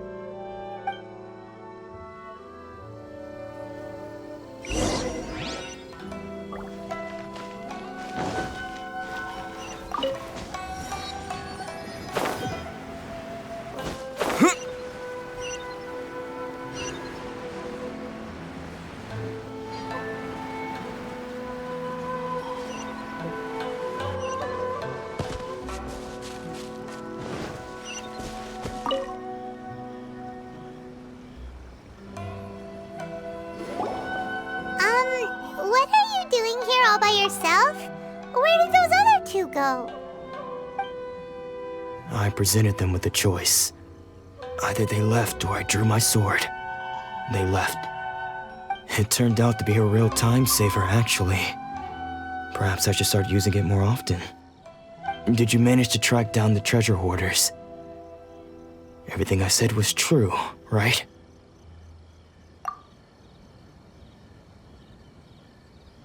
That just about sums it up. It turns out that you really were distributing emergency provisions, but they were all purchased at your own expense. Strange. Is that really the kind of person I was? I don't really have any such recollection. Even after all you've told me, I still don't remember anything. Why was I purchasing emergency provisions for everyone? And why would I put myself in such a difficult situation? I really don't understand. But I cannot deny that when I brandished my sword to scare those two away, I could sense that my body was somehow reluctant to do so. This sword was once wielded by my father. I remember once when I was young, I wanted to sneak out with the blade and show it off to the kids next door. My father ended up catching me in the act and scolded me severely. What did he say? I can't seem to remember that either. It would seem that I forgot many important things when my vision was taken from me. So many memories gone. Forever. No matter how hard I try to remember. All I can remember now is my father telling me that this blade bore his life's creed. Before he passed away, he placed the sword in my hands and said to me, "With this sword, you should..." Hey, if you look carefully, there seems to be some words engraved on the hilt. Can you recognize the words? Virtue and justice? Somehow those two words seem to explain everything now.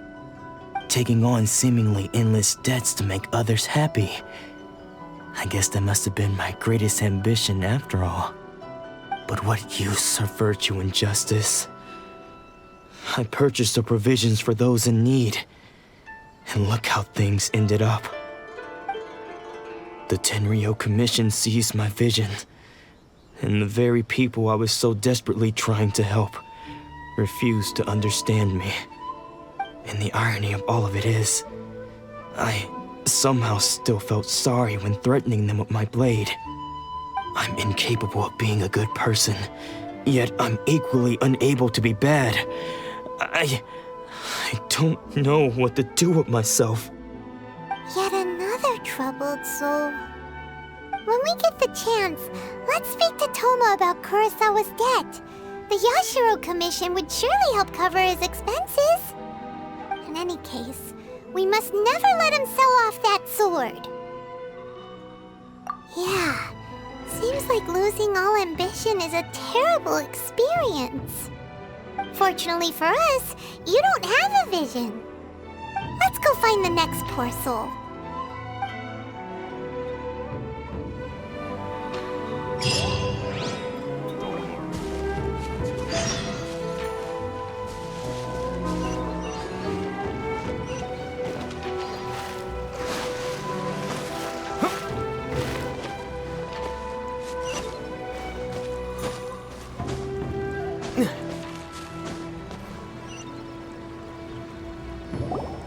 The third person who had their vision taken is supposed to be a famous sword master around these parts.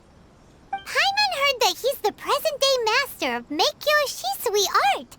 Sounds pretty impressive. This is his dojo. Luckily, there's some people around. Let's go talk to them. Nanako, don't worry. Sensei will be fine. Those thugs that challenged the dojo were strong, but he fought them all off in the end, didn't he? Maybe, but I'm still worried about him. Things have gotten dangerous before in the past, but it's never shaken him. This time, though... It's just because he's been possessed, that's all. Once the exorcism has taken place, he'll be right as rain in no time. Hey there! Did something happen? Who are you? I don't care whether you're trespassers or just here to harass us while Sensei is impaired. Get out of here immediately! Don't make me draw my blade, or you won't live to regret it. No! You got it so wrong! We just came here to... Disciples? Yep! We've heard all about the mighty master of Meikyo Shisui art. It's the whole reason we came all this way, to seek him out and ask him to train us. But then we got here and overheard you talking about how he got possessed or something? From the way you're dressed, it doesn't look like you're from around here. Please, accept my apologies. We've had so many people trying to cause us trouble recently that we're on high alert. You haven't arrived at the best of times, I'm afraid. Sensei got possessed recently, and he's still recovering. He's not able to take on any new disciples for the time being. I see you are earnest in your pursuit. Okay, how about this? My fellow disciple Nanako and I will explain Sensei's situation to you in a little more detail. Then you can decide whether to stay or to leave. Sensei's name is Domon, a name I'm sure you've already heard. Though self-taught, he mastered the art of the sword to a high level. He then proceeded to defeat many other prominent sword masters, never losing a single fight. He once said that his goal was to become the best sword master in the world. And so, even while training us, he continued to hone his own art. His fervor truly inspired us, and we trained hard, determined to keep up with him. But then... Not long ago, Sensei had his vision taken away. He hasn't been the same since. He says the strangest things over and over, and he refuses to let us train. Junya and I have discussed it, and we both think that he's being possessed by an evil spirit. So, we've asked the Shrine Maidens from the Grand Narukami Shrine to perform an exorcism. But if I'm honest, I still have my doubts over whether he'll completely recover. The Grand Narukami Shrine? What's that? You haven't heard of it? It's the largest shrine on Narukami Island. The head shrine maiden is reputed to have very close ties with the almighty shogun herself. Not that we'd have any means of involving the head shrine maiden, of course. But even one of the ordinary shrine maidens from the Grand Narukami Shrine would have clear power and authority to perform an exorcism.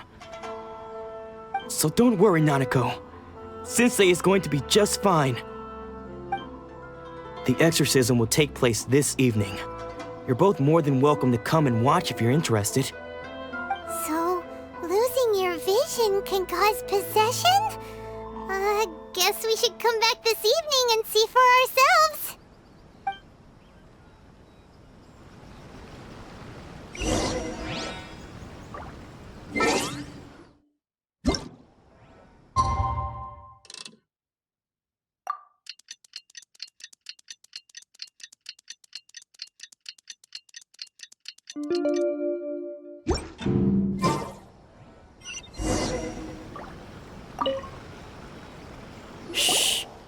So you decided to come.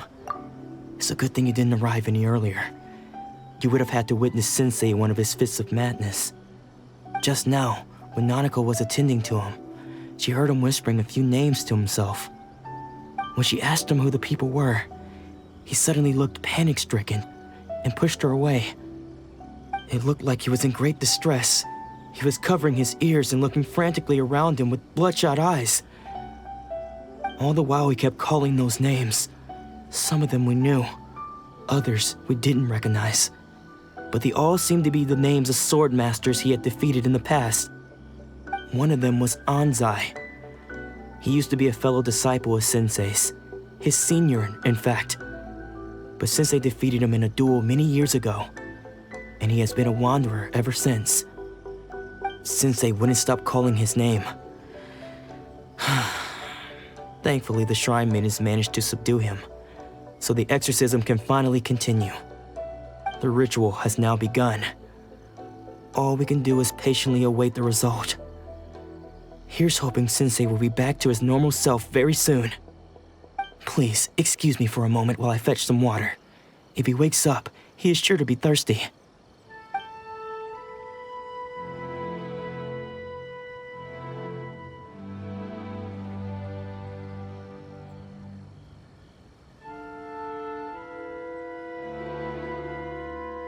Huh? Who's that sneaking around? Uh-oh. Could they be here to mess up the exorcism? We won't let them get away with it. Come on, let's go after them.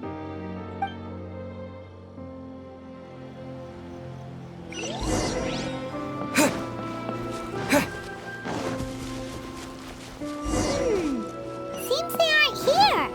Should we keep going further up? Is this definitely the right place? Let's look a little further up. Aha! Suspicious person sighted! That's gotta be him! How did you catch up with me so quickly? Are you sure you're Domon's disciples? You move even quicker than he does. Unless... I guess it's been a few years. Maybe his skills have improved again. Excuse me? We're the ones asking the questions here. First off, who are you? And what are you doing sneaking around these parts? You seem like bad news, mister. Bad news? I'll have you know I trained side by side with Domon back in the day, long before you ever showed up. I don't care to talk about that time anymore. But if you must know, I am Domon's senior. His senior? Wait, that means you must be... Anzai? Yes, that's me. because I don't wish to see Domon or anyone else associated with him ever again. When we were young, we trained under the same swordmaster, studying Make-Yoshi Sui art together. I had begun training 5 years before him, and everyone looked up to me as a steady and dependable older disciple. Practitioners of Make-Yoshi Sui art seek to achieve stillness of mind, freedom from all agitation. So the majority of disciples are indifferent to rank and reward. I was no exception. But Domon was different. The first thing he did when he joined was go straight to our sensei and ask him, with a beaming smile on his face, how to become the best in the world. Sensei scolded him and told him that the art of the sword should not be used for such vain ends. Sensei said that coveting the title of the best swordmaster, barely days into his training, showed that he had a fickle mind, and that this would impede him from ever mastering the blade. I thought so too at the time, but Domon began making swift progress in his training and even started catching up with me. Only then did I realize that it was Domon who had long since freed his mind from all agitation. He was consumed by his singular desire to become the best in the world. He sought nothing less than perfection in the art of the sword, and nothing could deter him from this goal, no matter what stood in his way. Sure sounds like he meant business. So how come you don't want to ever see him again? Because until he arrived, I was convinced that I would succeed our sensei as the master of Make-Yoshi Sui art. Of all the disciples, I was the most gifted. I had trained the longest. Everyone had high expectations for me. Domon's arrival changed everything. When we sparred, I lost not just the match, but my pride and my status too. I fled the dojo that day and never looked back. Later, I heard that he sparred with Sensei too. Sensei was advanced in years by then, and unfortunately that match used up every last ounce of energy in his body. After that, I wanted nothing further to do with him. Deep down, though, I still respected his mastery of the blade and his commitment to the art of the sword. So, when I heard rumors that he had lost his mind, my first reaction was to dismiss them as false. How could he, of all people, have lost his mind? His mind was the sharpest of them all. He had practiced Make-Yoshi Sui art to perfection. I decided to quietly come and see if it were true. Then, to my complete astonishment, I heard him call my name. I thought mine was a name he had long since forgotten. So you see, I came here not to cause him any harm. I just wanted to see for myself. Okay, you've heard my story. You should get back now. The exorcism is probably finishing. Seems like we got it wrong this time. He wasn't here to mess up the exorcism at all. Still, Paimon's not sure we should bring him back with us. Let's go see how the exorcism's coming along.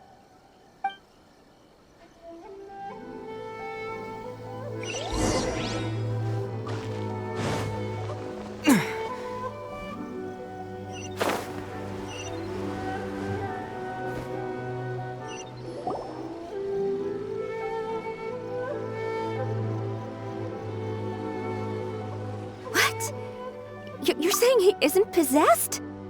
Does that mean he's just lost his mind? But how is that possible? No, I refuse to believe it. Something's clearly wrong. Nanako, please, try not to get agitated. I'm sorry. With what powers I have, I can find no sign of any malignant spirit having possessed Domon. But spirits may take a myriad of forms in this world, many of which I cannot claim to have witnessed myself. Thus, I dare not rule out possession with complete certainty. And all is certainly not lost, for I received word not long ago that Lady Yai has taken an interest in your sensei's case. Lady Yai? Is that the same Lady Yai that I think you mean? The head shrine maiden of the Grand Narukami Shrine? That's wonderful news! Then Sensei will be sure to recover. Correct. Lady Yai is most knowledgeable indeed, and has abundant experience in the exorcism of evil spirits and aversion of great calamities. I am unable to say for certain whether an evil spirit has possessed your sensei, but Lady Yai can give a conclusive verdict. Excuse me, Miss Inagi, but I must ask, should we prepare a greeting gift for Lady Yai? That won't be necessary. All that is required of you is your timely arrival at the Grand Narukami Shrine. Lady Yai does not like to be kept waiting. I must leave now, but we will meet soon at the shrine. I wish Domon a full and speedy recovery. Who'd have thought Lady Yai herself would have taken notice of our sensei's case? Do you mean to say that Sensei isn't renowned enough to deserve Lady Yai's attention? No, that's not what I meant at all. You misunderstand me. I just mean this is Lady Yai, the head shrine maiden. She has direct and close contact with the almighty Shogun herself. Anyway, you should join us too, tomorrow. Given that you've traveled all this way just to meet our sensei, we, the disciples of Meikyo Shisui Art, will do our best to help you. Sure! After all, everyone seems pretty excited about Lady Yai. We're curious to meet her too. Who knows? Maybe we'll be able to find out a thing or two about the Raiden children from her.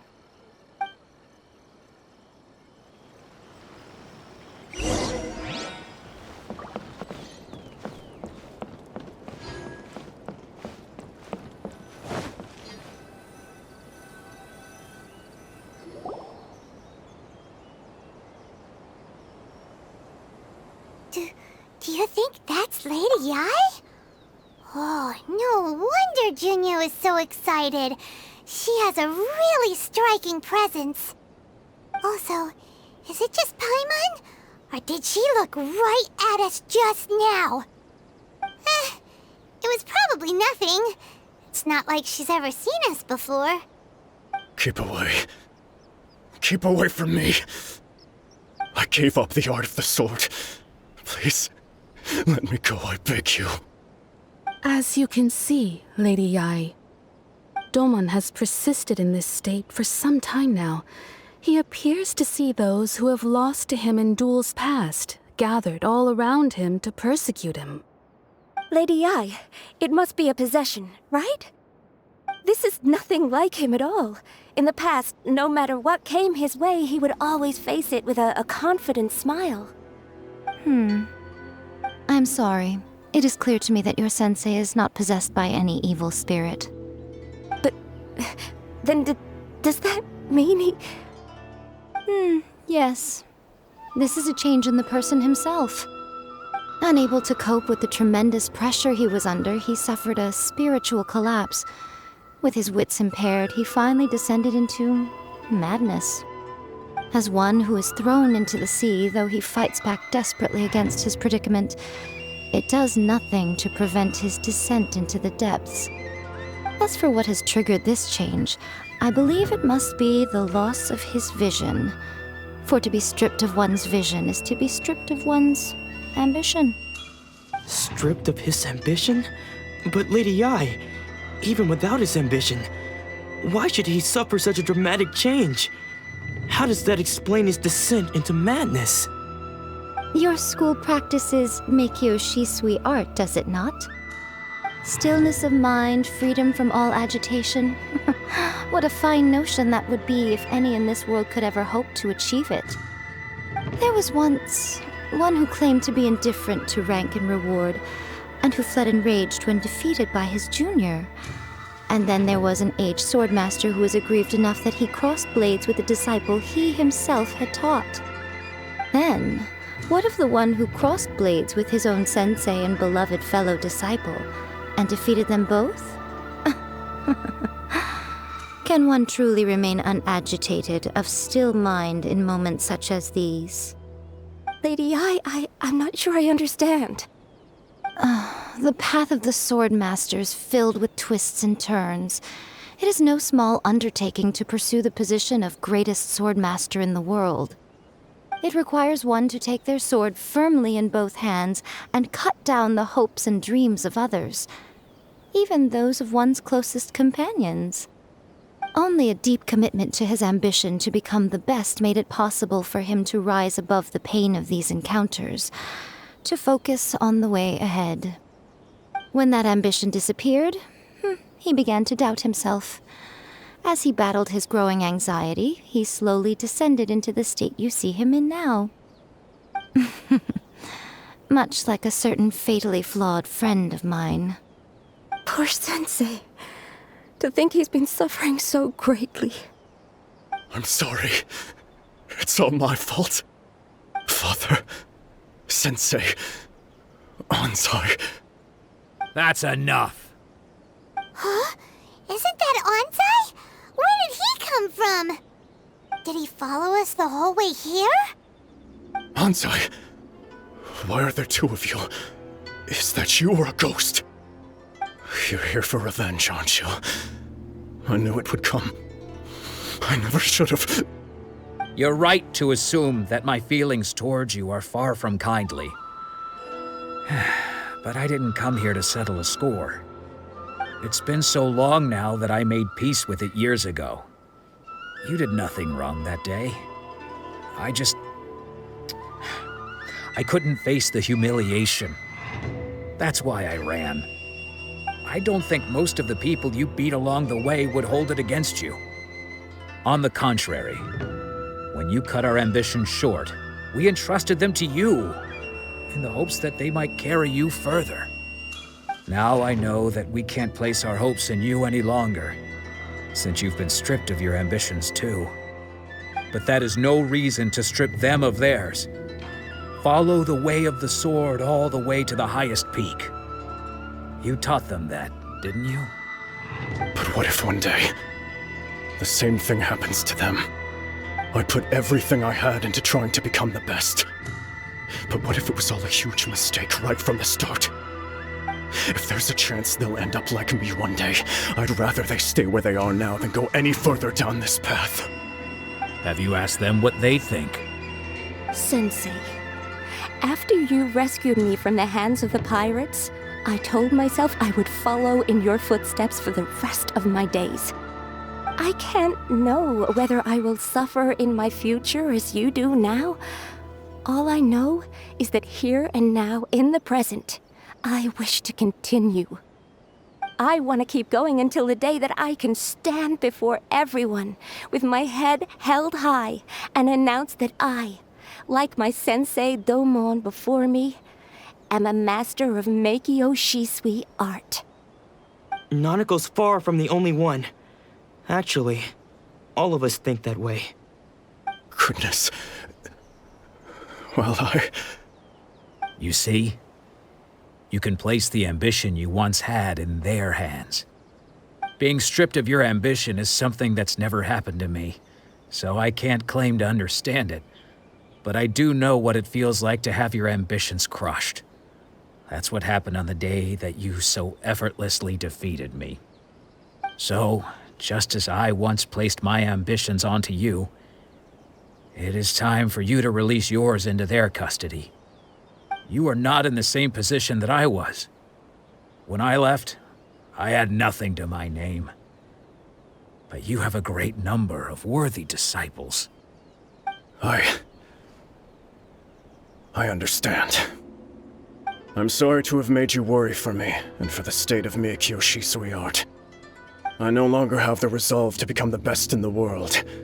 The emptiness and suffering inside of me will not abate, so I cannot hope to still my mind and be free of agitation. But as your sensei, I shall commit to imparting unto you everything I have learned in my life so far. This is my promise, and I humbly ask Ansai, my senior, to hold me to my word. You can count on that. I'd be checking in on you occasionally anyway, just to make sure you hadn't lost your mind again. But I am now used to the life of a wanderer. I do not belong in the dojo anymore, so I will simply stop by once in a while to make sure you aren't cutting any corners with them. Well, don't just stand there staring at me. Say thank you to Lady Yai and then get yourself back home.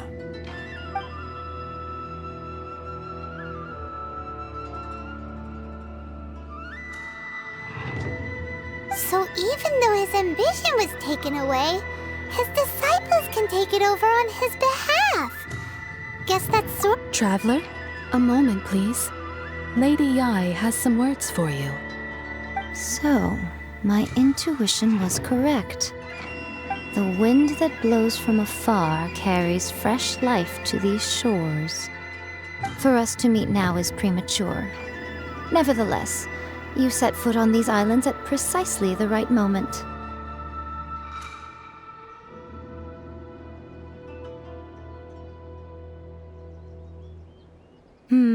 I have high hopes for you, child. Don't disappoint me. Ooh, Lady Yai seems to have taken a real interest in you. She seems super mysterious. Paimon's so curious what she really meant by all that. We can come back to it another time. For now, we should go report back to Miss Kamisato.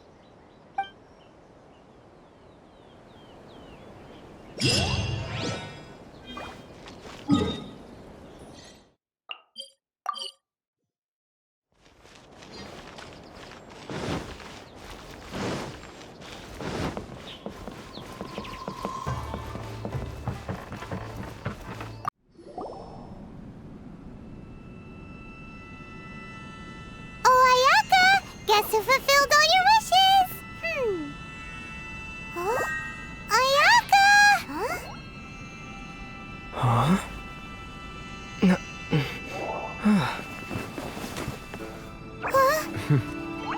Huh?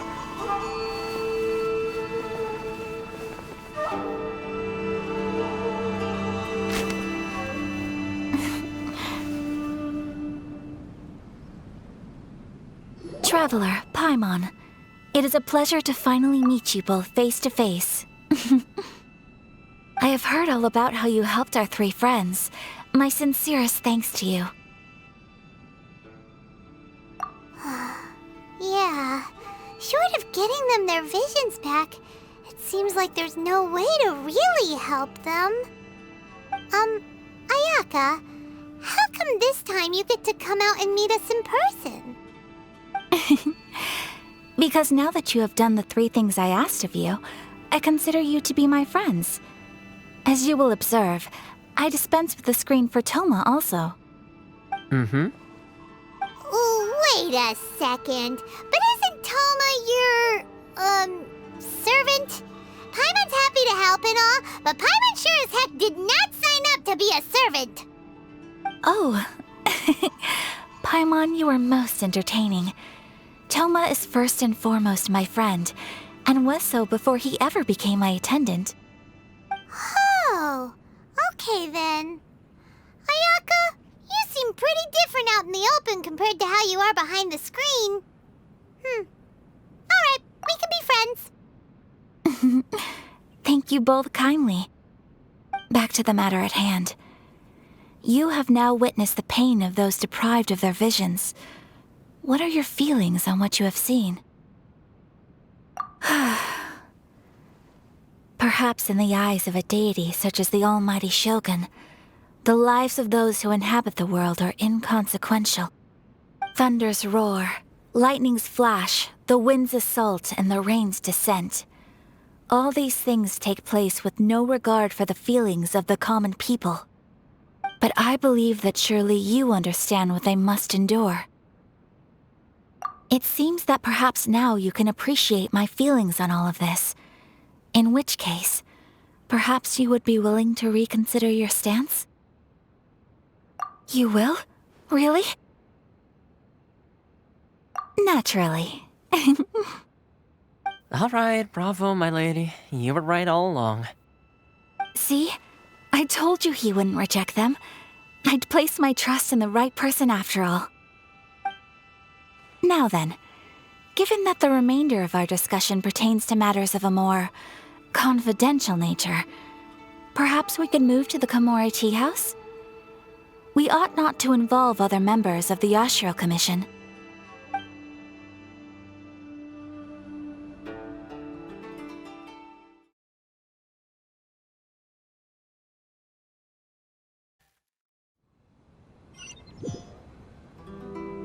Well, here we are again. Please continue without me. I'll keep watch.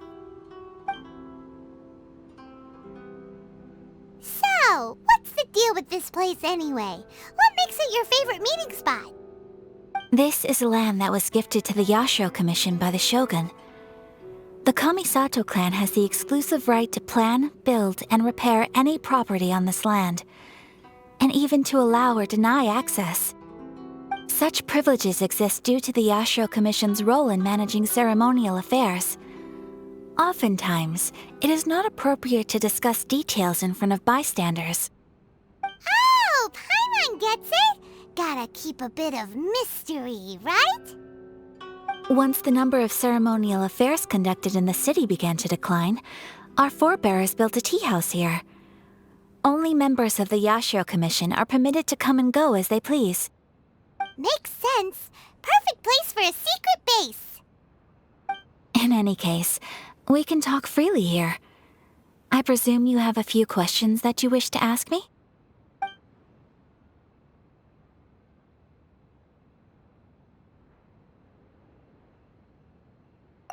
Of course. We have tried on numerous occasions. Unfortunately, each time a proposal to repeal the decree arrives at Tenshukaku, it is promptly vetoed by both the Tenryou Commission and the Kanjo Commission, and subsequently scrapped. They invariably adopt a stance of unconditional support for the Shogun's decisions. They have no interest in discussing anything. It almost makes one wonder whether they had a hand in the Shogun's sudden decision to issue the Vision Hunt Decree. The almighty Shogun. I've seen her on but only a few occasions, most of them formal ceremonies. She inspires awe, commands respect, and exudes a sense of absolute authority. But as I recall, there was something else about her that struck me even more deeply. It was her almost complete lack of any emotion.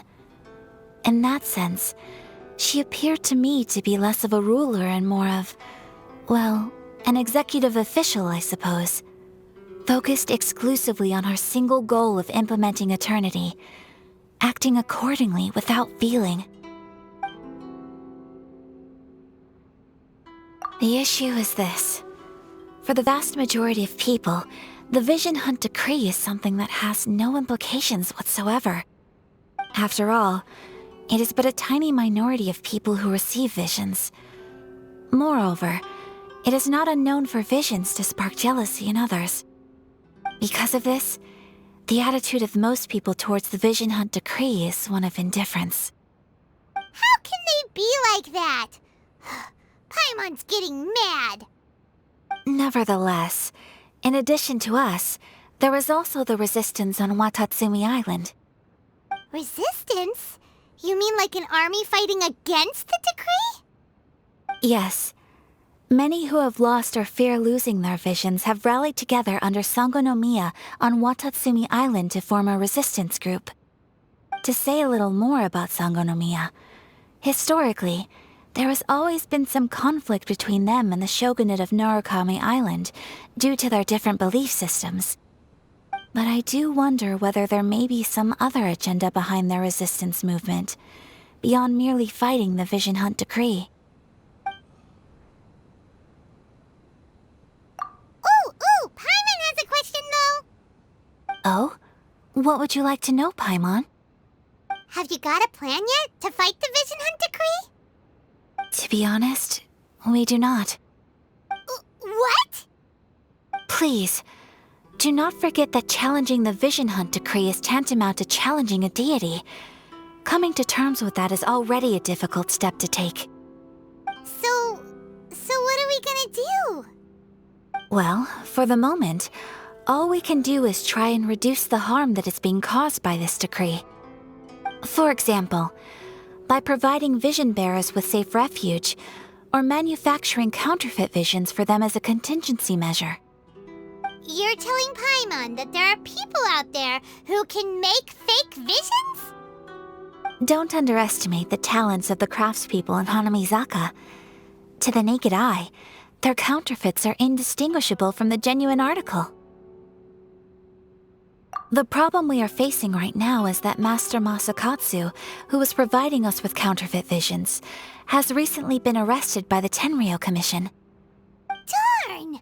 So they found out about it? Ugh. Yes. We knew it was not a long-term solution, and that it was only a matter of time before it would be exposed. But we cannot simply abandon Master Masakatsu. Exactly. I feel the same way.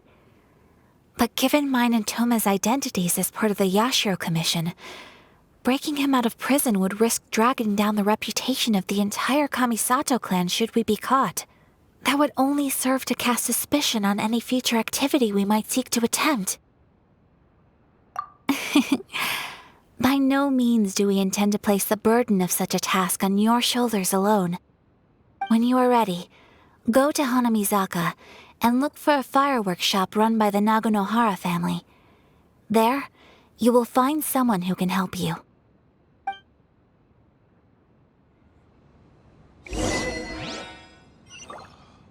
Books were interesting in the past.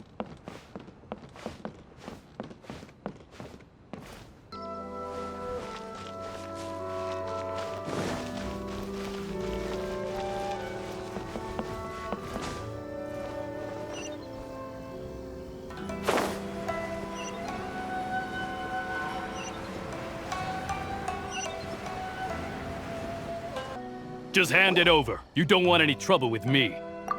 If you think your elemental powers are enough to resist the Vision Hunt decree, then you'd better think again.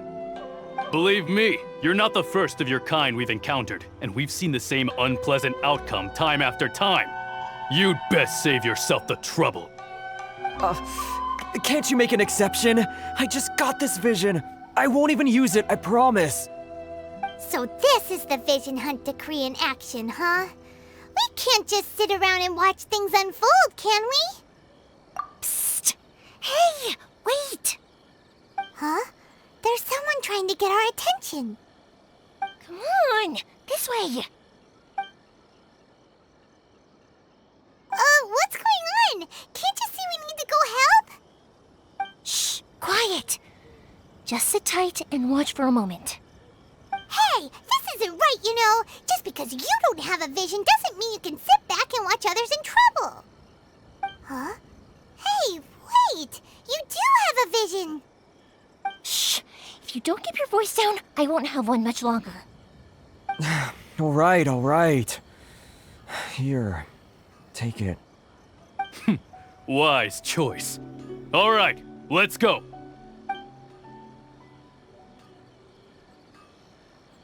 What should we do now? He's already given up his vision.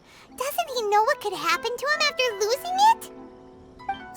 This is your fault. You're the one who stopped us from interfering.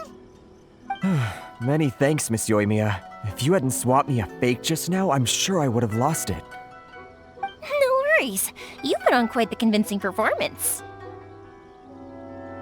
Oh, so that's what's going on here. And to think Paimon was about to unleash Paimonial wrath on Miss Yoimiya. Sorry about that. Think nothing of it. I could tell from your reaction we were on the same side. You just didn't know it, you know? Oh, right. Allow me to introduce myself. I'm Yoimiya, the current owner of Naganohara Fireworks. It ain't much, but it's honest work. Great to meet ya. Practically everyone on Hanamizaka knows Yoimiya. She's the queen of the summer festival. Without her and her fireworks, summer on Narukami Island just wouldn't be the same. Whoa, that's quite the introduction. Paimon loves fireworks. It's nice to meet you. Stop it, Hanjiro. You'll embarrass me. As for thanking me, you'd be better off thanking Master Masakatsu. He's the one that gave me the fake visions in the first place. His handiwork allowed me to keep my own vision. Whew, I can't even imagine trying to run the business without it. Ugh. Yes, Master Masakatsu is a good man. It's too bad good people seldom get the recognition they deserve. Master Masakatsu? Huh? Do you guys know him too? You don't say! Then it sounds like the Shirasagi Himegimi has a plan. Awesome! I've been thinking about breaking him out too recently. But if I just marched straight in there by myself, I'd probably get Miss Kamisato in a whole heap of trouble. So, what about if I join you instead? Sure, welcome to the team. Ayaka told us to go look for help at a fireworks shop. She must have meant you. Seems like I finally got a new job to do. Besides hiding vision bearers in my shop, that is. So, Master Masakatsu is being held at the police station. I've already surveyed the area and found a way in. Whoa, talk about a reliable source. Seems we've got the right person on our team.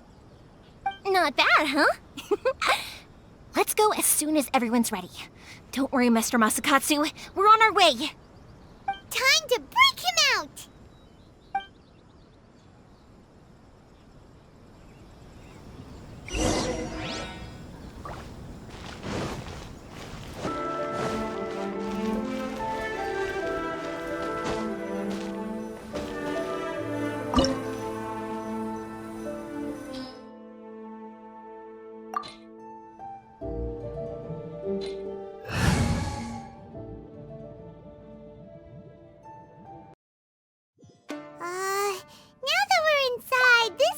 A whole lot creepier than Paimon imagined.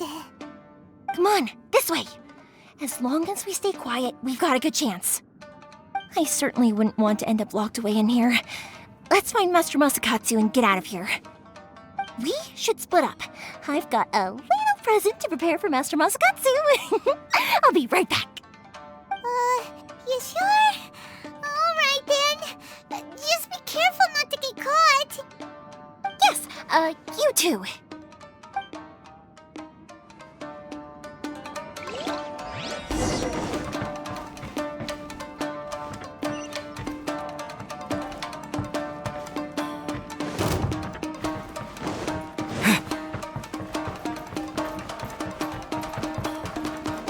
Talk about a big door. It seems we need to collect something shaped like Magatama in order to open it. Show me what you've got!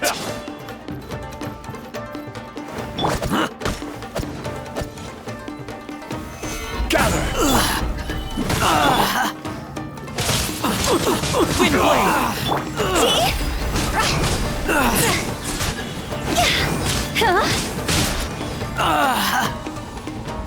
I must withdraw. A word. Yeah! Solidify! Beg for mercy. Wind blade! Allow me. This fight first! Show me what you've got! The wind! What? Yeah! Don't hold back! Clear cut! I've been bested.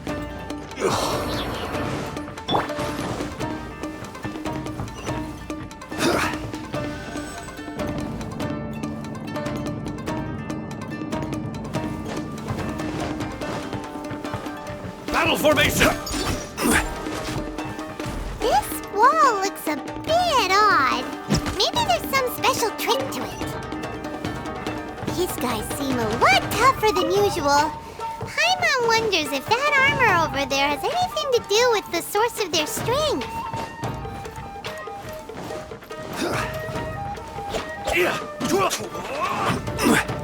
Who teach us a lesson? Show me what you've got! Crush! I dare you! Order guide you! Higher, higher, hands on fire! Wind blade! Rack and ruin! I've lost! need to train harder. Gather. Beg for mercy. Eye for an eye. I've been bested.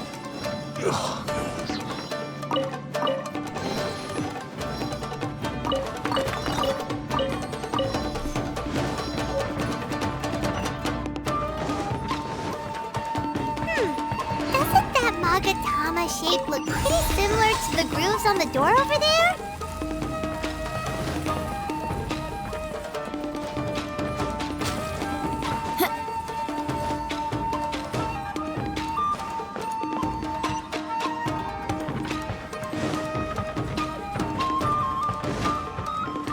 Brace yourselves. Show me what you've got. Solidify. Yeah, don't hold back. Show me what you've got. This is order. Flood of frost. Show me what you've got. I condemn you. I dare you. More speed. Stabilize. Allow me. It's my first. I need to train harder.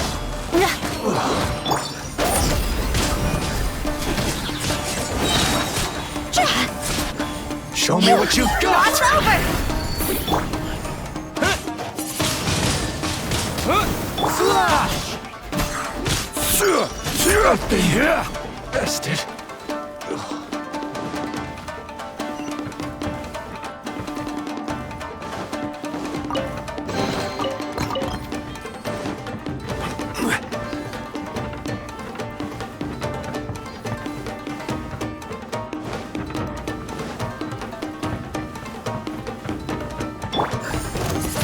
Windblade!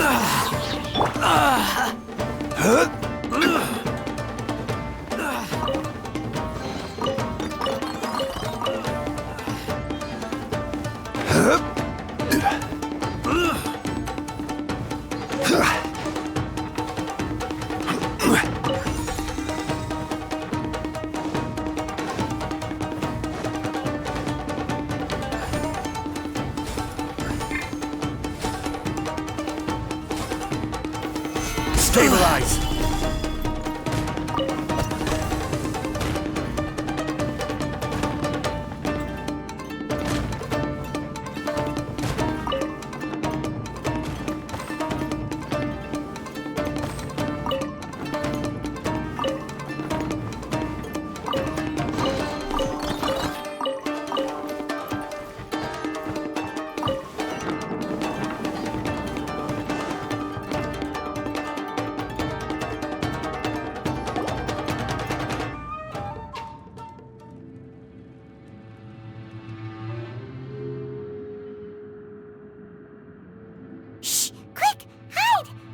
Over there. That must be Master Masakatsu. Did you really think that little trick of yours could fool us? Locking you up was just the beginning. No! Oh no! Those Tenryou Commission brutes are torturing him! If we don't come up with a way to break him out fast, then... Huh? Yoimiya, when did you get back here? I can't bear to watch. If anything happens to Master Masakatsu, our whole plan will have been for nothing. Hey, you there! What are you doing? Ma'am. We were just teaching him a little lesson, that's all. Huh? Who's that? That's Kujo Sara, adopted daughter of the Kujo clan of the Tenryou Commission. She's also a general in the Shogun's army. What's she doing here? Make way, let me have a look at him.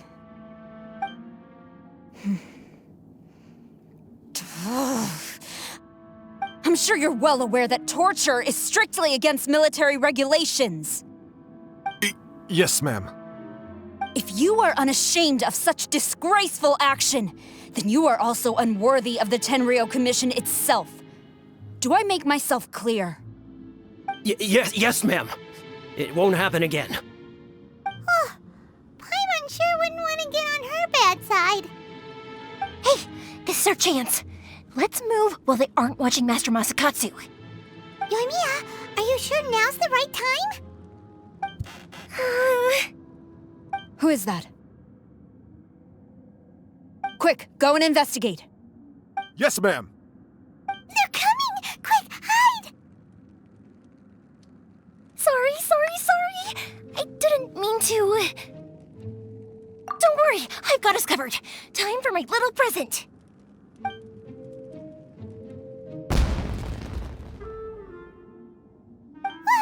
Fireworks! Huh? Was that an explosion? It sounded like fireworks. Quick, let's hurry! The fireworks were enough to distract them. Maybe more than enough. Fireworks aren't just for festivals, you know. I was particularly proud of this batch. I decided to. Whoa! Whoa! Yoimiya, this is turning into a bit of a fireworks display. Well, fireworks are my craft after all. Every batch has to be spectacular. Look, the coast is clear. Now's our chance.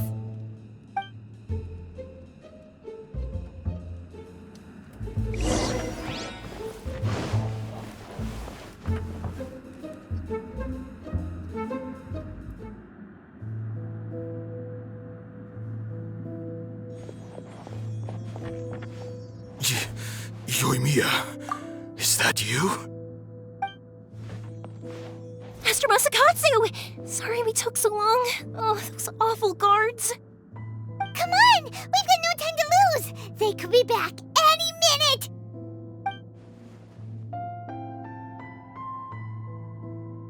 Oh. Yes, leave, before I let my judgment get the better of me. He's in serious condition. Be sure he gets immediate medical attention. But remember, once he's recovered, it won't be long until I bring him right back. Well... you can bet we'll do all we can to keep that from happening. Leave this place.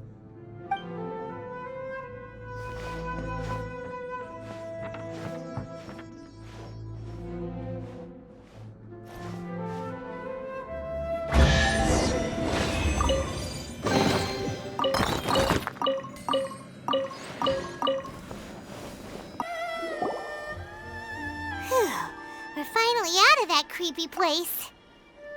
Yes. Finally, I've made it out of there. Master Masakatsu, how do you feel? Can you hold on? Don't worry. I think I can make it to the infirmary without keeling over. Thank you. All of you. I'll take him to get treated. I'll treat you to a round of drinks once this is all over. Don't worry about us. Just take care of Master Masakatsu.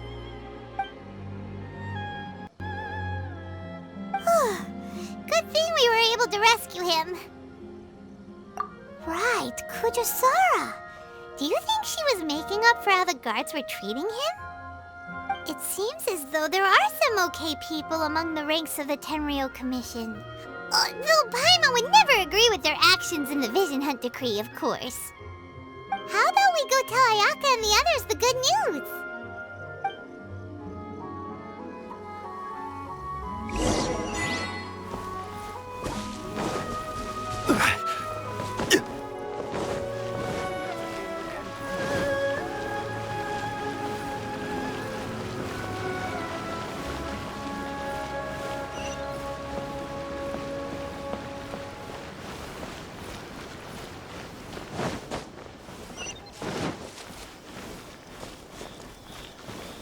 I see.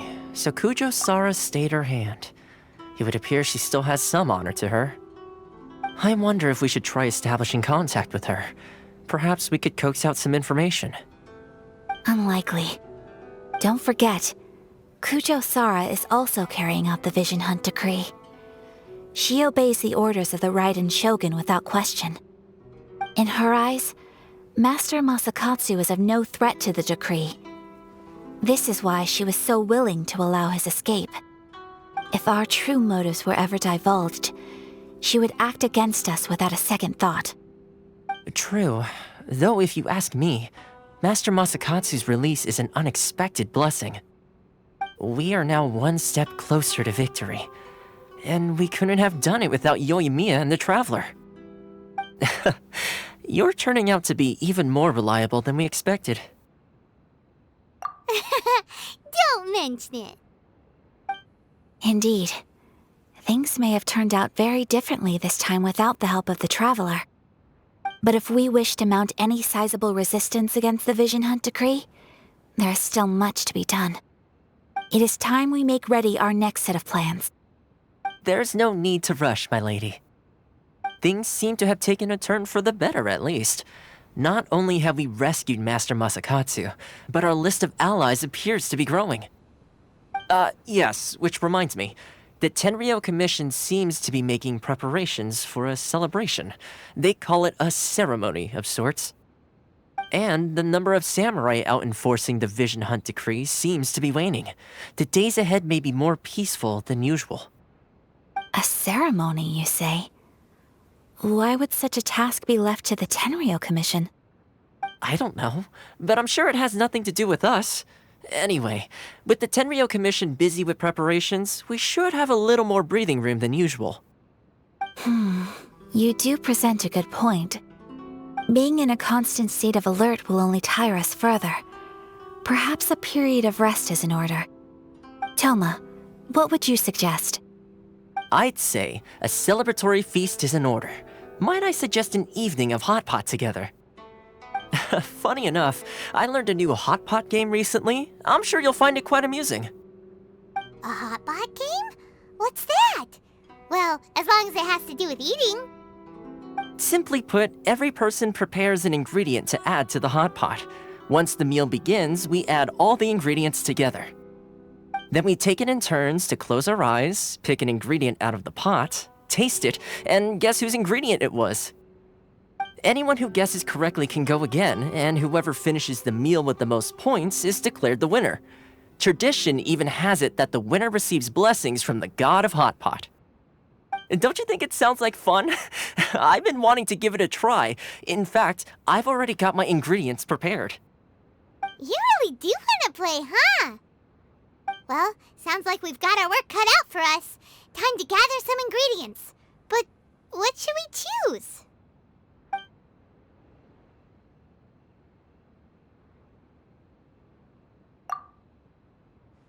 Let's see what we've got here. Fresh fish fillets, shrimp, bamboo shoots.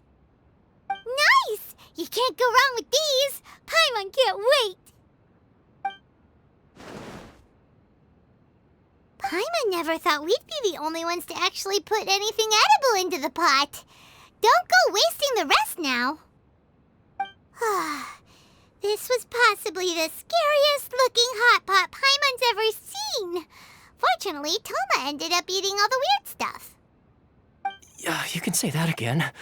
But hey, at least I got the most points. Oh, wait a moment. That doesn't feel good.